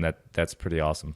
Yeah. I mean, in terms of things that you don't want to do, I mean, the nuts and bolts sometimes of running the business, doing your budget, doing your taxes, doing your, all that stuff. I mean, I've got a system down for invoicing, so I've kind of minimized the pain for that a little bit. Mm-hmm. Tracking hours. I mean, that stuff's not exciting, but, getting paid is, so you kind of need to make sure that you've got your house in order. So, that's kind of the not so fun part about it, For sure. and like I said earlier, trying to find clients and getting out there. I mean, I love meeting new people and going out to meetups and networking and learning what other kinds of businesses other people have got going and what they're passionate about, and what makes them tick. All that stuff is fun. Um, you know, but sometimes you kind of get out of the habit of doing that a little bit because, hey, you get busy. You actually have work that, and you don't need to focus on the biz dev side of things so much. So it's just kind of trying to find that balance between actually working, running the business, doing client development, and just furthering your own learning and practice. I mean, it's a big juggling act, and you have to wear a lot of different hats, but I think that's what makes it really dynamic and interesting. For sure. And me, for what I do is coaching businesses how to do that and do startups, because that's the biggest thing, is wearing all those hats and continuing to make the business move forward itself, but also being able to assist and help your clients. So, and that's huge. So kind of stepping back a little bit, as far as specifically your industry, what are some suggestions that you'd give to somebody in your space, in your industry, specifically on how to get started, or some techniques on what to offer, or any suggestion that you'd give to someone who wants to get into UX design and kind of move away from that UI design, kind of how you did? Yeah. Geez. I mean, it's kind of tough for me to answer that because I think that, I mean, UX, like you said, we asked the question earlier, what's UX and UI? And it is kind of this sort of amorphous thing, and a lot of people don't fully understand it, And I think there's a lot of times that people like to, they like to toss around the buzzword and without really fully understanding what it really means. But to kind of, I would say you just got to stay really nimble and you got to be flexible.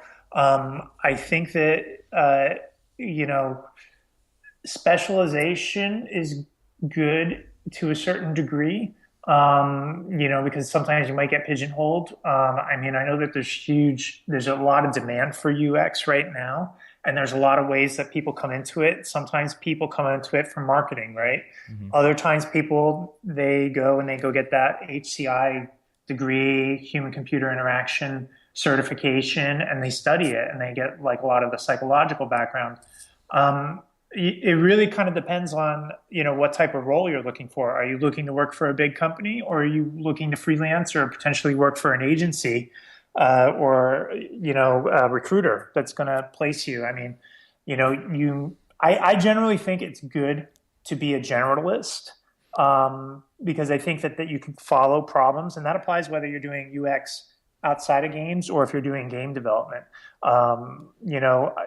Usually when you're making a team that's working on a game, you do need to have that mix of specialists who really do know their craft, but you also need generalists that can be flexible and adaptable and can follow problems. So I think it's good to have maybe like one or two areas of like deep specialization. For me, that's UX and UI design and level design. And then kind of have like a sort of, I guess they call it being T-shaped, right? Where you have like a deep experience in one area, but you also can branch out horizontally, and touch upon different areas so that right. you know enough to participate in conversations with other cross disciplines. You can talk to engineers, you can talk to artists, you can talk to marketing people, QA people, research people, but you can also follow the problems and, be quick on your feet and be able to learn and adapt, because technology just moves so much. It moves so rapidly. You have to be adaptable. For sure. Yeah, that's awesome. So with what you're doing now, what part of UX design is kind of, I'm going to keep focusing on UX design because that's kind of what you seem to like, and I want to help you create that delineation between the two, right? So yeah. With UX design, what's in demand right now? You keep mentioning that's demand, but what aspect is in demand? Like what are people looking for as far as UX design, do you think? Well, I mean, I think it's in demand because I think we've kind of reached a point now where technology is ubiquitous, and it's not about a technical arms race anymore. It used to be about like, hey, we're just making more and more powerful computers, more and more powerful consoles, et cetera. And it's kind of reached the point, especially with games and like with independent development, it's becoming cost prohibitive to try to take advantage of all the power. So it's really about design. Is like now it's about distinguishing design and execution. So I think good design is really in demand, and I think a lot of companies are realizing that. I think it was kind of playing second fiddle in a lot of instances, and I think now it's just having good design. And I think that good design, you really need a good user experience strategy where you really understand who you're making this game, or what problem this piece of software that you're making solves. Because I think especially in game development, what happens is that a lot of people that I think they make a lot of assumptions about, oh, we know what's best for the audience. I'm a gamer. I know what's best for the gamers and what this game should be. And you get into a lot of like very subjective kind of discussions about, well, I think this is good, or no, I think this is good. But what's great about user experience is that when you do the research and you do the due diligence and you put the time into really targeting your users, understanding what makes them click, and you do the analysis, the surveys, the focus tests, you get data, you get numbers out of that. In addition to kind of, the kind of feelings and opinions side of things, kind of the value-oriented data, you get the numbers in terms of like, well, what's your, true or false? 60% of the people said this feature was unintuitive versus 80% said this was intuitive, right? So you can kind of take a lot of the subjectivity out of those kind of development discussions, and it really becomes a lot more focused on what the user needs and what those emotional problems that you're addressing with your game or your piece of software. So that's what kind of excites me about user experience. It's very data driven.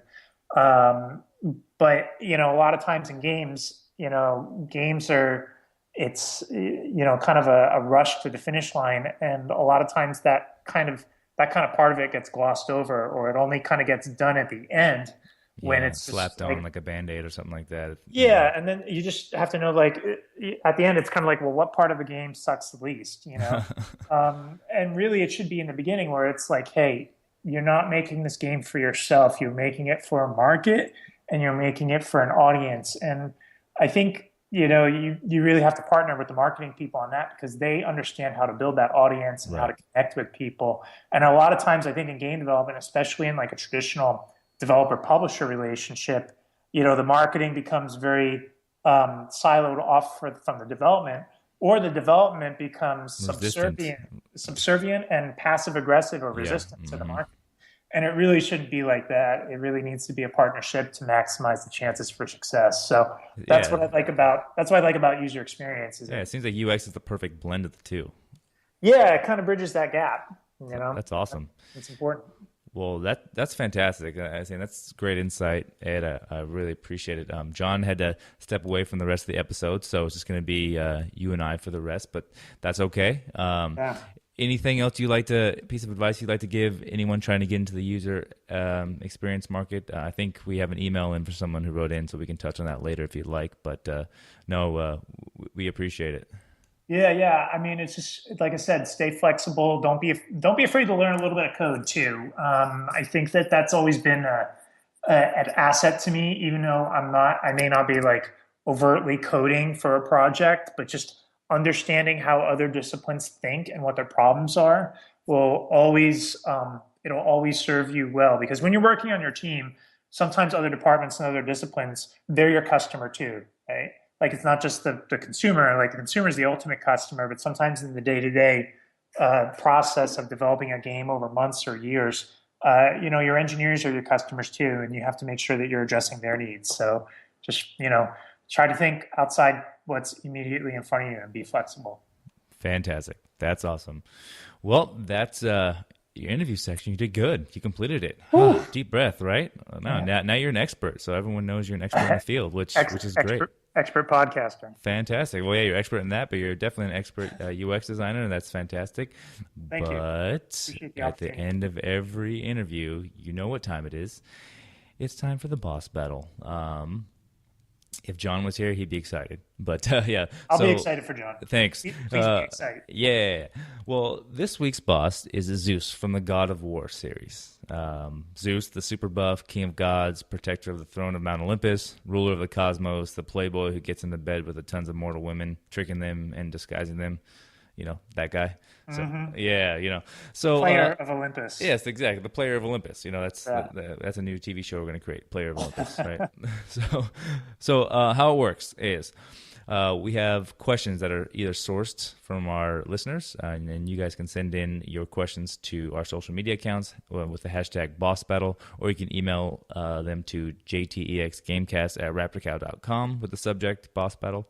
So how it works, Ed, is there are 5 levels total, 4 normal levels, and 1 boss encounter. That's the final encounter against Zeus. Okay, so the first 4 levels, you have 60 seconds to answer the question, and they get increasingly difficult. Okay. You can warp or skip to the next level if you don't know a question. So if you don't know, it's like, hey, we asked a question number 2, you can say warp, you can go to number 3. And time permitting, you have a chance to go back to answer the question. Okay. You get 1 power-up, which makes any question 50-50. So you just say power up, and you get a 50-50 on that question to help you answer it. Okay.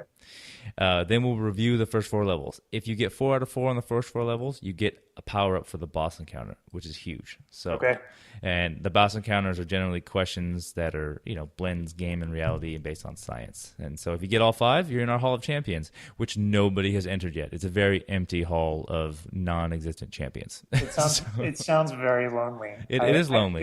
You're not really selling me on this idea of being in this empty, lonely Hall of Champions. No, I'm selling you because you know what? The real estate, the space is so it's ample right now. You're getting a lot for your money right now. The price per square foot is very large. So you're good. Right. I'll have the first mover advantage. Let's right on. Any questions before we get into it? I mean, I learned by doing, so let's just hit it. Just jump in. Okay. Yeah. So you're fighting Zeus, like I said. Your boss encounter starts when I finish reading the first question. 60 seconds on the clock. Level 1. Your question is, what color is the M on Mario's hat, Sonic the Hedgehog, and Pac-Man? A, white, blue, blue. B, red, yellow, blue. C, white, blue, and yellow. Or D, red, blue, and yellow. Okay, so it's Mario's hat, Sonic's shoes, Sonic's Hedgehog. Sonic's the Hedgehog himself. Oh. 45 seconds. And what was the last one? Pac-Man? Mm-hmm. Okay, that's red, blue, and yellow. All right, so the answer is D, red, blue, and yellow. Yes. Level 2. Pitfall sold more than 4 million copies on the Atari 2600. The gameplay primarily takes place in which kind of environment? A, a jungle, B, caves, C, a forest, or D, mountains? This is Pitfall 1, right? Yes, the original Pitfall, 30 seconds. It's a jungle, but there are cave parts to it.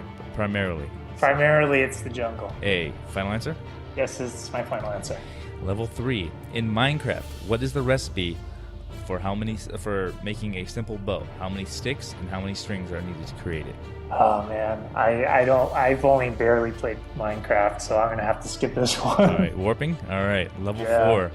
Name 4 out of the 6 to 7 most recent Madden game NFL cover athletes, beginning with 2011. Oh, dude, I told you I don't have the sports gene. 20 seconds.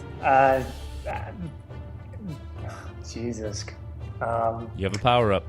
What? Okay, give me the power up. I've got no choice. I'll give you 2011 is Drew Brees, 2012 was Peyton Hillis, and 2013 was Calvin Johnson.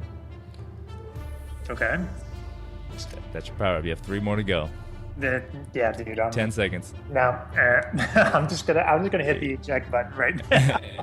And time. All righty. Whew. Sorry about that. Man, oh man. Okay, so I think it's safe to say you're not going to get a power up for the boss encounter, right? No. So, but let's go back and see how you did. Let's see how you did the first couple levels. Alrighty, so let's go back to level 1. Level 1's question was, what color is the M on Mario's hat, Sonic the Hedgehog, and Pac-Man? The answers were white, blue, blue, red, yellow, blue, white, blue, yellow, and red, blue, and yellow. And your answer was D. Yes. That is correct. All Indeed, right. the M on Mario's hat is red. Sonic the Hedgehog is blue, which is weird for a mammal. And Pac-Man is a thing, which is yellow. So there you go. Nice job. Yay. Yeah. Congratulations. I worked on a Sonic game, so I should know what color he is. Yes, you should. And if you would have got that wrong, I would have been really upset. Yeah, I think so. Level 2, Pitfall. Sold more than 4 million copies on the Atari 2600. Where did the gameplay primarily take place? You said A, jungle. The other answers were B, caves, C, forest, D, mountains. The correct answer is indeed A, jungle. Nice job. 2 for 2. And then this is when the wheels may have fallen off here a little bit, huh? So yeah. Level 3. In Minecraft, how many strings and how many sticks does it take to create a simple bow? You said warp. You didn't get back to this question, so automatic fail. So the answer was 3 sticks and 3 yarn.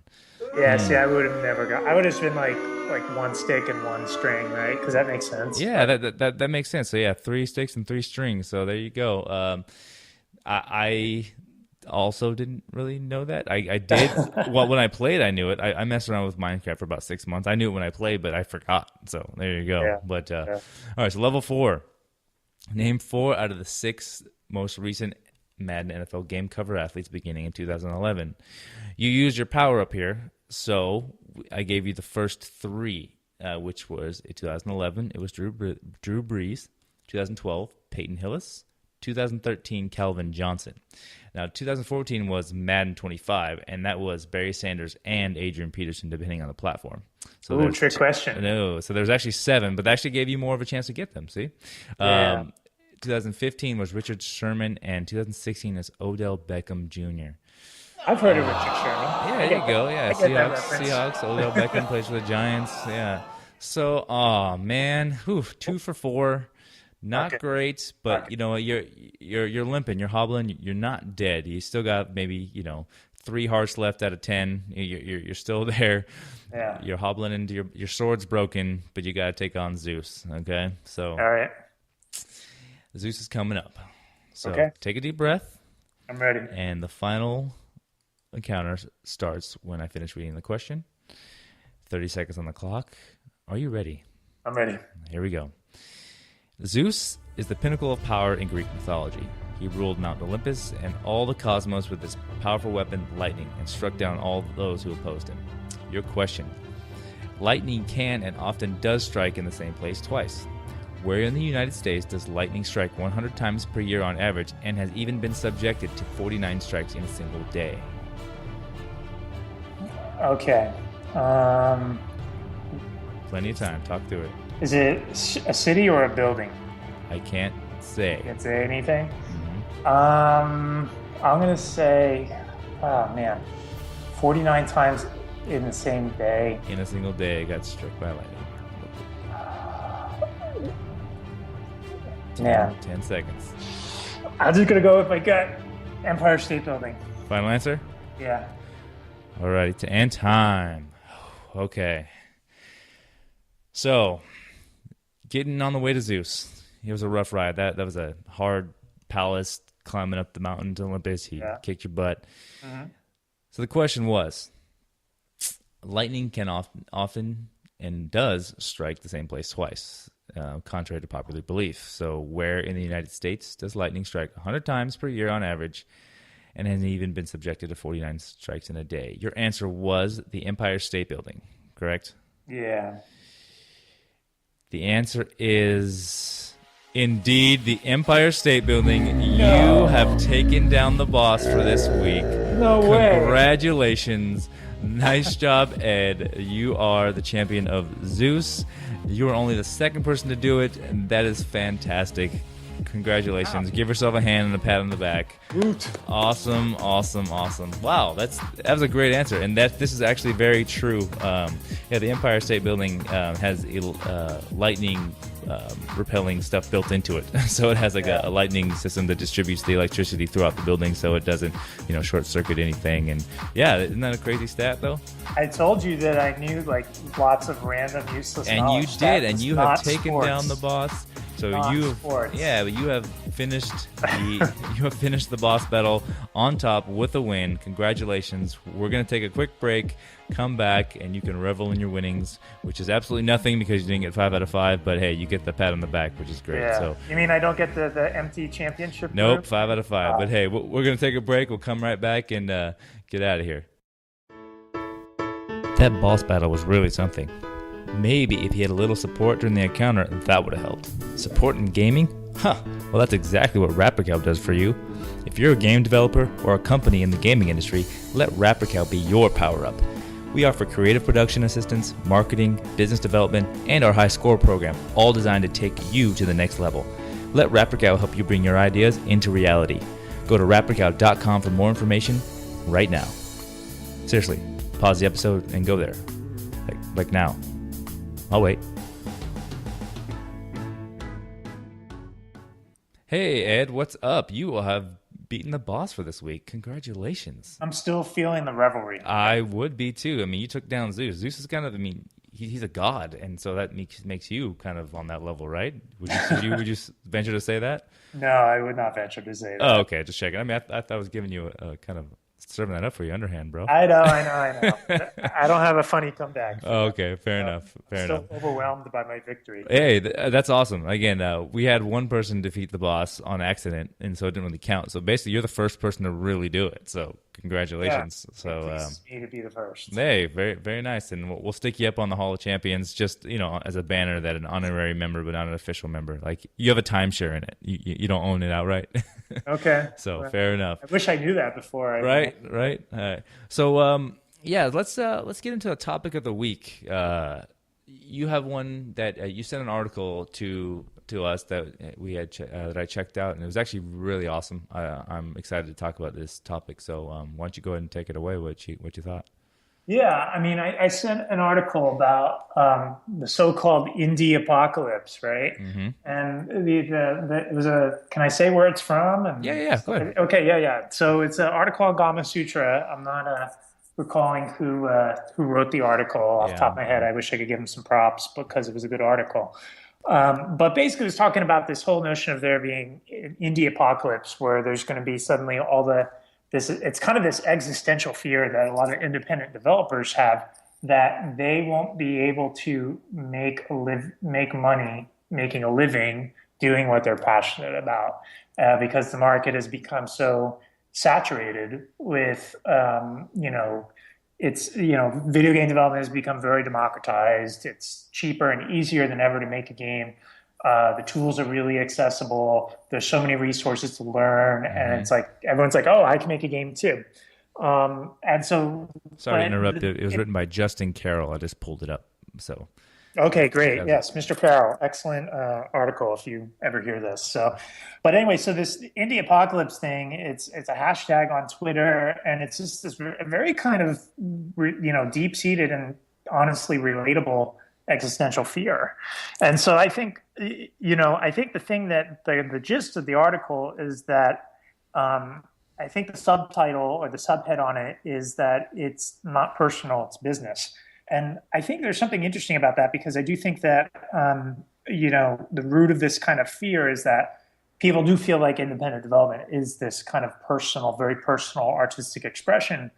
And that's totally very valid. But if you're going to make a living doing it, you have to kind of think about some of the things we were talking about earlier about the aspects of running a business, whether it's marketing or budgeting or business development and stuff like that. So I thought it was a really, really insightful article, and I think it's a good call to action for a lot of people out there who are thinking about independent development. Is that you gotta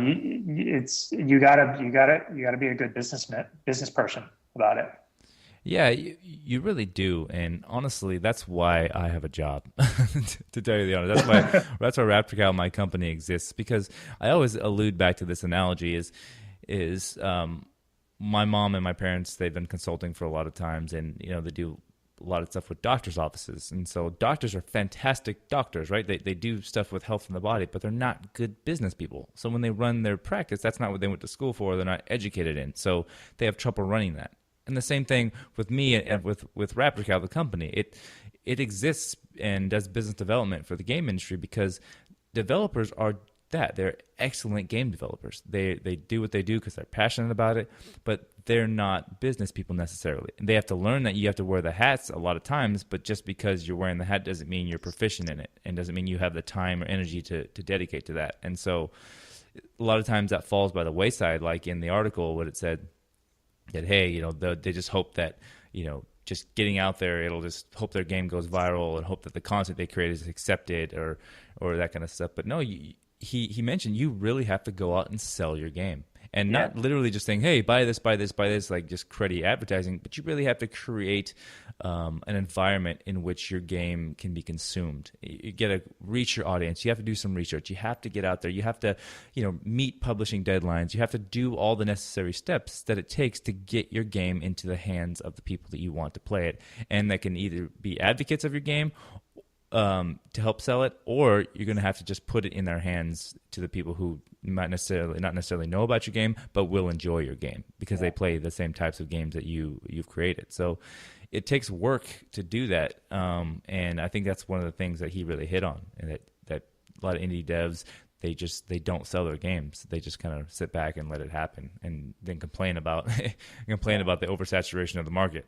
Yeah. So it's like you really have to create your audience. And again, this speaks to that kind of synergy, right, between user experience and marketing. Is like, you have to understand where your audience is, what devices that they're on, what motivates them, what are their pain points. So many things you need to understand about just who they are. Then you have to understand how to connect to them. And so, the idea that, hey, I could just download Unity and start making a game, or Unreal or whatever, is, that's just like a fraction of the first step that you need to do to get something out there. It also to dovetail with another article that I read also on Gamasutra, and this one was by a developer by the name of, I think her name is Tanya Short, and she runs Kit Fox Games. They're working on an interesting looking game called Moon Hunters they had a Kickstarter campaign last year that was successfully executed.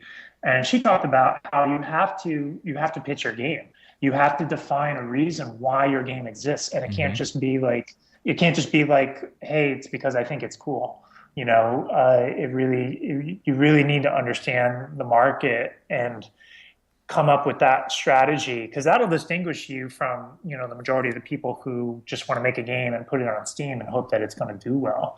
If you've got that marketing, business development aspect in place, that's going to give you an advantage. But it's hard to do. And especially like you were saying earlier, like if you're a developer and you're not good at business, like it's kind of the same thing. Like if you're, like a programmer or a designer, and then you're promoted to being a lead, it's like the skills that made you a good designer, they don't scale or necessarily translate into making you a good manager. So it's the same thing. Like the skills that make you a good developer, they don't necessarily translate into being a good business owner or an entrepreneur.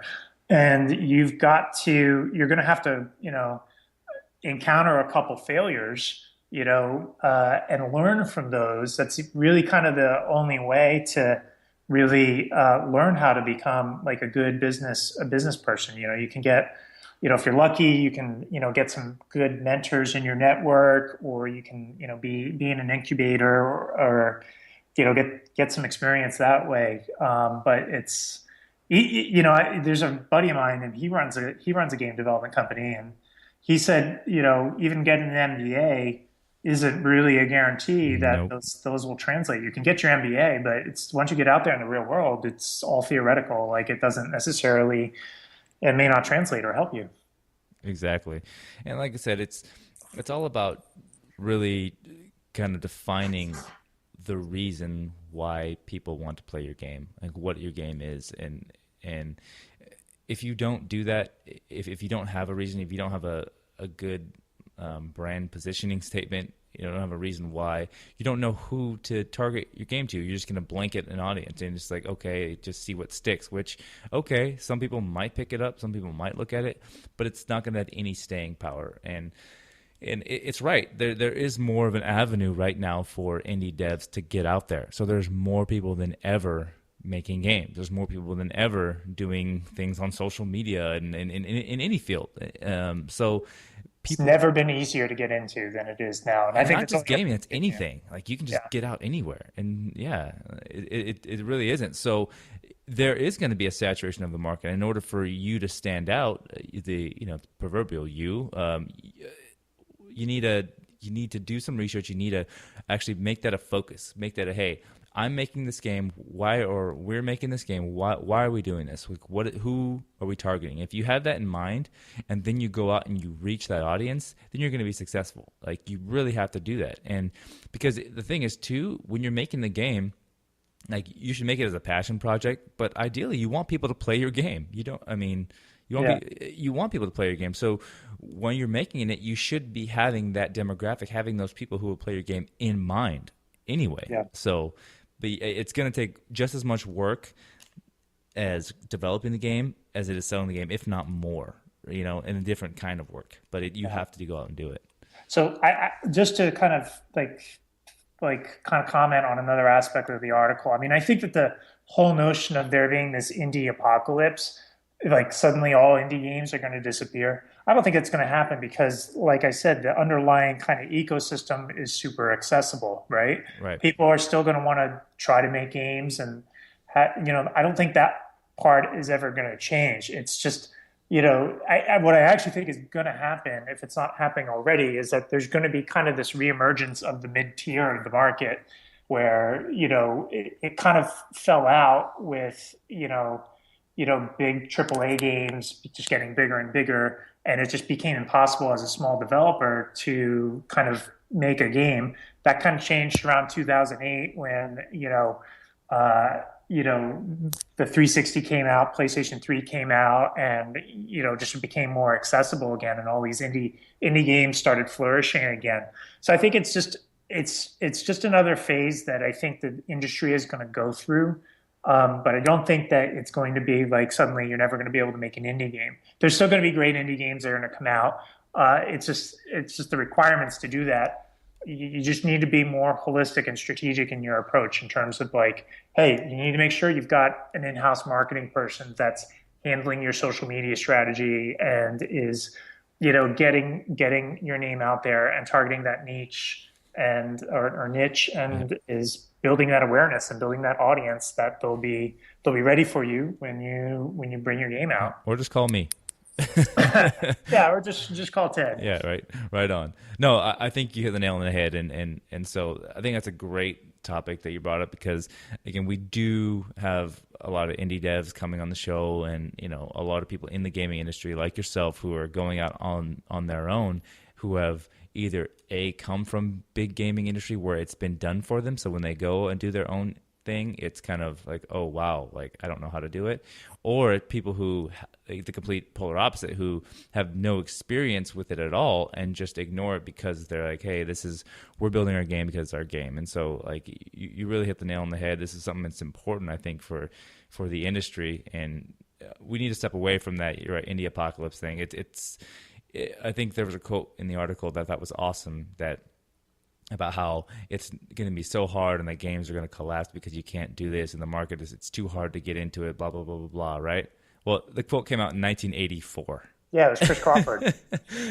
So it's like, yeah, this has always been a thing. It will always be a thing, and it's always going to be a thing because people are, until you step away and start actually, doing those things that we talked about, like, marketing and doing the steps that are necessary to get your game out in a systematic fashion, it's going to continue being a quote problem that's not a problem. People making a mountain out of a molehill. So yeah, but everything's cyclical, man. It's just like Bob Ross coming back, and it is. People tuning into channels on Twitch. Yep. Exactly. It's a cycle. It's going to keep going, and the wheel's going to keep turning. But like I said, if you want to get into the indie game industry, just make sure you do it the right way and seek out the help if you do need it. And that's the thing. Yeah.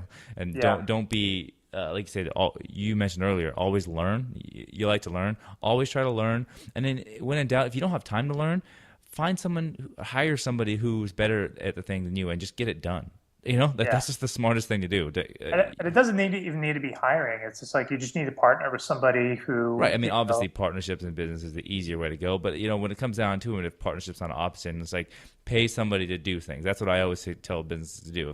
If it comes down to it, pay somebody to do something that's better that you cannot do, because then in a long run, it'll benefit. And so, yeah, just take care of it, because if you sweep it under the rug, it's just going to become a problem later when, you have this game that came out, but there's no hype for it, no avenue, no nothing. So yeah, nobody's buying it. Yeah, you spent 2 years of your life for what, Yeah, exactly. Yeah. Back to the drawing board. So awesome. Well, hey, that's a good topic this week. Let's answer a couple emails and get out of here. I know we're pretty crunched for time, so I think we got time for like 2 or 3 emails. What do you think? Sure, let's do it. Sweet. Okay, let me just pull the emails. So if you're listening to the show, you can email us at jtxgamecast@raptorcow.com. I repeat, that's jtexgamecast@raptorcow.com. And the first email comes in with, let's see, I'm going to skip that one. Let's do that for next week. Sorry, Evan. Yeah, this is kind of along the lines. So this is from last week. So again, sorry, Randall, but yeah. It says, "What's up, fellas? How long is too long before a game announcement, movie announcement, etc., period? This is getting ridiculous. At the beginning of this year, we were getting announcements for things for holiday 2017. When will this madness end? I think Bethesda did it right when they did with Fallout." Here's, sorry, Randall, you're a little grammatically incorrect here. I copied and pasted. It says, they did this way. Here's a press conference. Here's a game. Here's a trailer. Playset game, early holiday release window, 5-6 months later. Thanks, Randall from Oakland. Yes, Randall, I agree. That's awesome. I wish that's how things were. Works for Fallout, right? Works for Bethesda. Yeah. It's I mean, good on them, right? That they can pull that off, but Bethesda has been building themselves as a brand since, I mean, forever. Even before Morrowind, right? Oh yeah.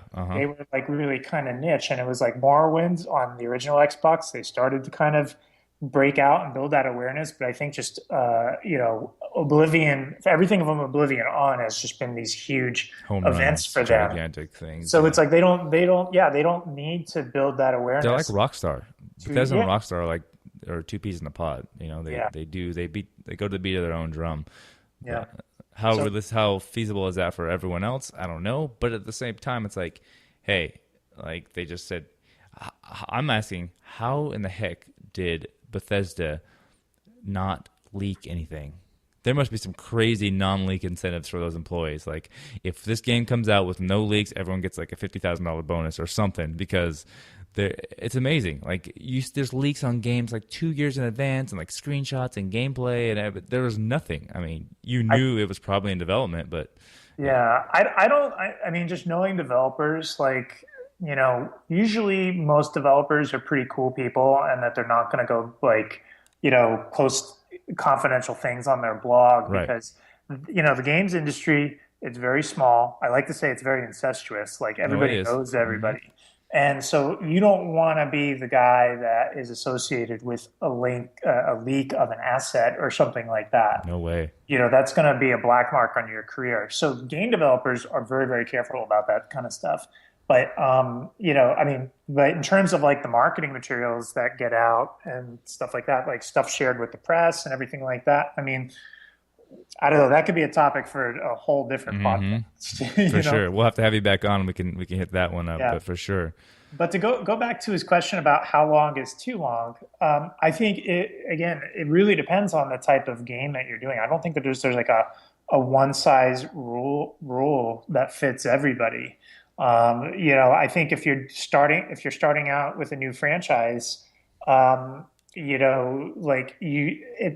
don't know. It kind of depends on the game, right? Some games, like I think especially in the mobile space, like they just kind of come out of nowhere and they're a hit for a couple months and then they disappear. And that kind of marketing model may be more very hit driven. That's kind of like the big retail AAA games where it's just this huge rush. Like right now we just had Call of Duty 3, Call of Duty Black Ops 3 come out, and it's just this huge marketing push that just everybody is aware of. It's impossible to miss it. But that's a little different because that's an annualized franchise, so that it's coming out. But it's like Fallout, right. know, may not be annualized, but I mean, if you're a smaller game, or like you may run your Kickstarter campaign, which is both a marketing builds and awareness for this and that, at the same time. That's going to be years ahead of time before it comes out, and I understand. Yeah, that's really frustrating because it's like, you want it now, right? And if you want it now, that means the marketing campaign is probably doing its job. And the thing is that Shigeru Miyamoto famously said that like a game. I'm trying to remember the specific wording, but he said something like a game shipped late but good is always better than a game shipped early and is bad, right? Exactly. You can never get the bad one back. Yeah. Take extra time and push it back if you need to. Yeah. And that's nice. It's nice in theory, but in practical realities of game development, sometimes it's just about like you got to get it out. You got a date and you got to get it done. For sure. So it's very rare that you can have that luxury of being like, hey, we're going to delay the game and make sure that it's really great. I wish everybody had that luxury, but it's it doesn't happen. So for sure. So I'm sorry, the madness will not end. It's great that Fallout can do that, but I don't see that being enough of a 6-month window.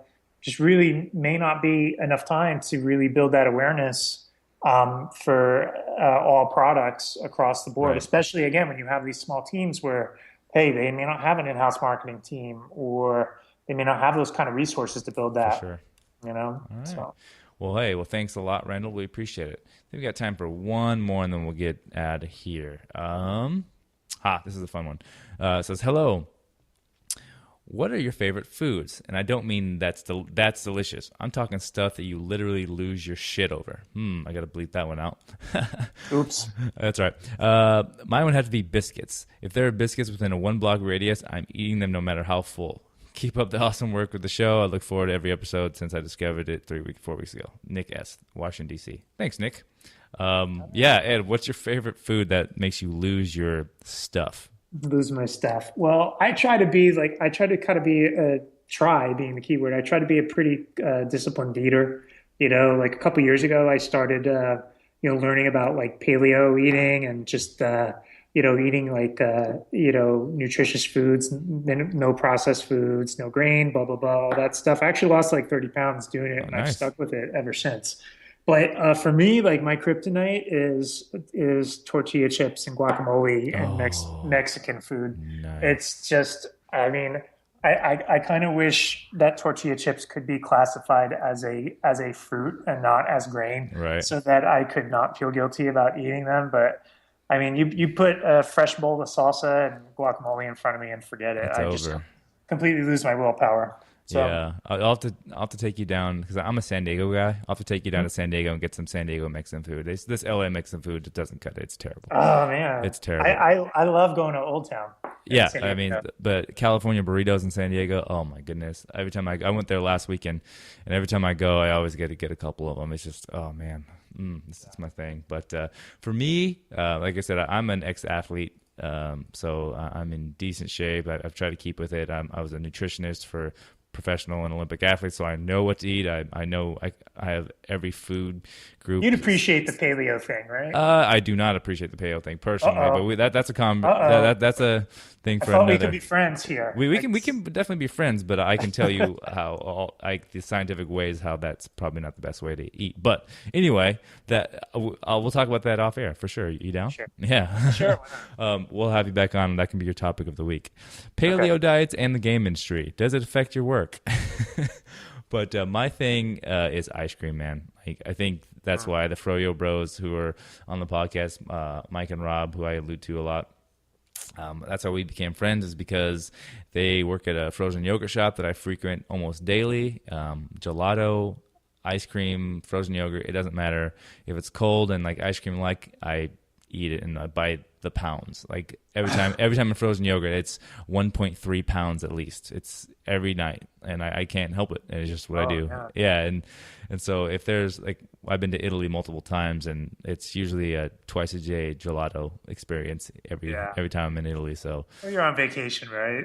Yeah, you know how it is. But it's just, it doesn't matter. Like wherever, any chance there's ice cream around, if it's like dessert, they're like, want cake? I'm like, nah.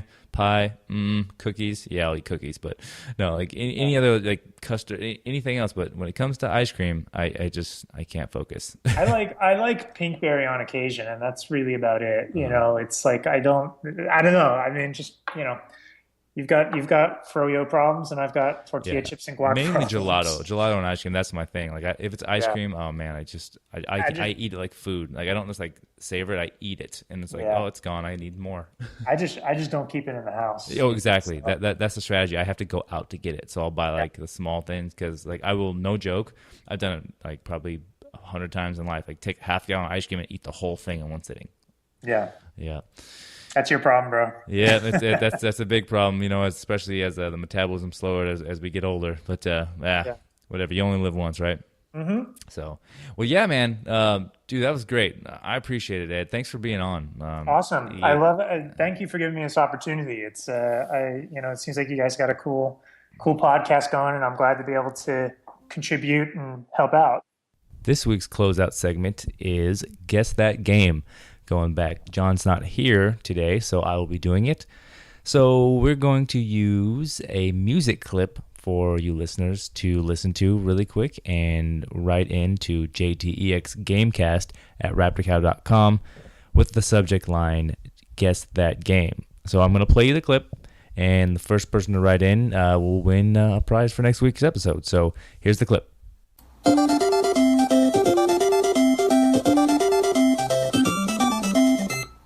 So yeah, there was your hint. So write in to JTEX Gamecast with the subject line, Guess That Game, with your answer.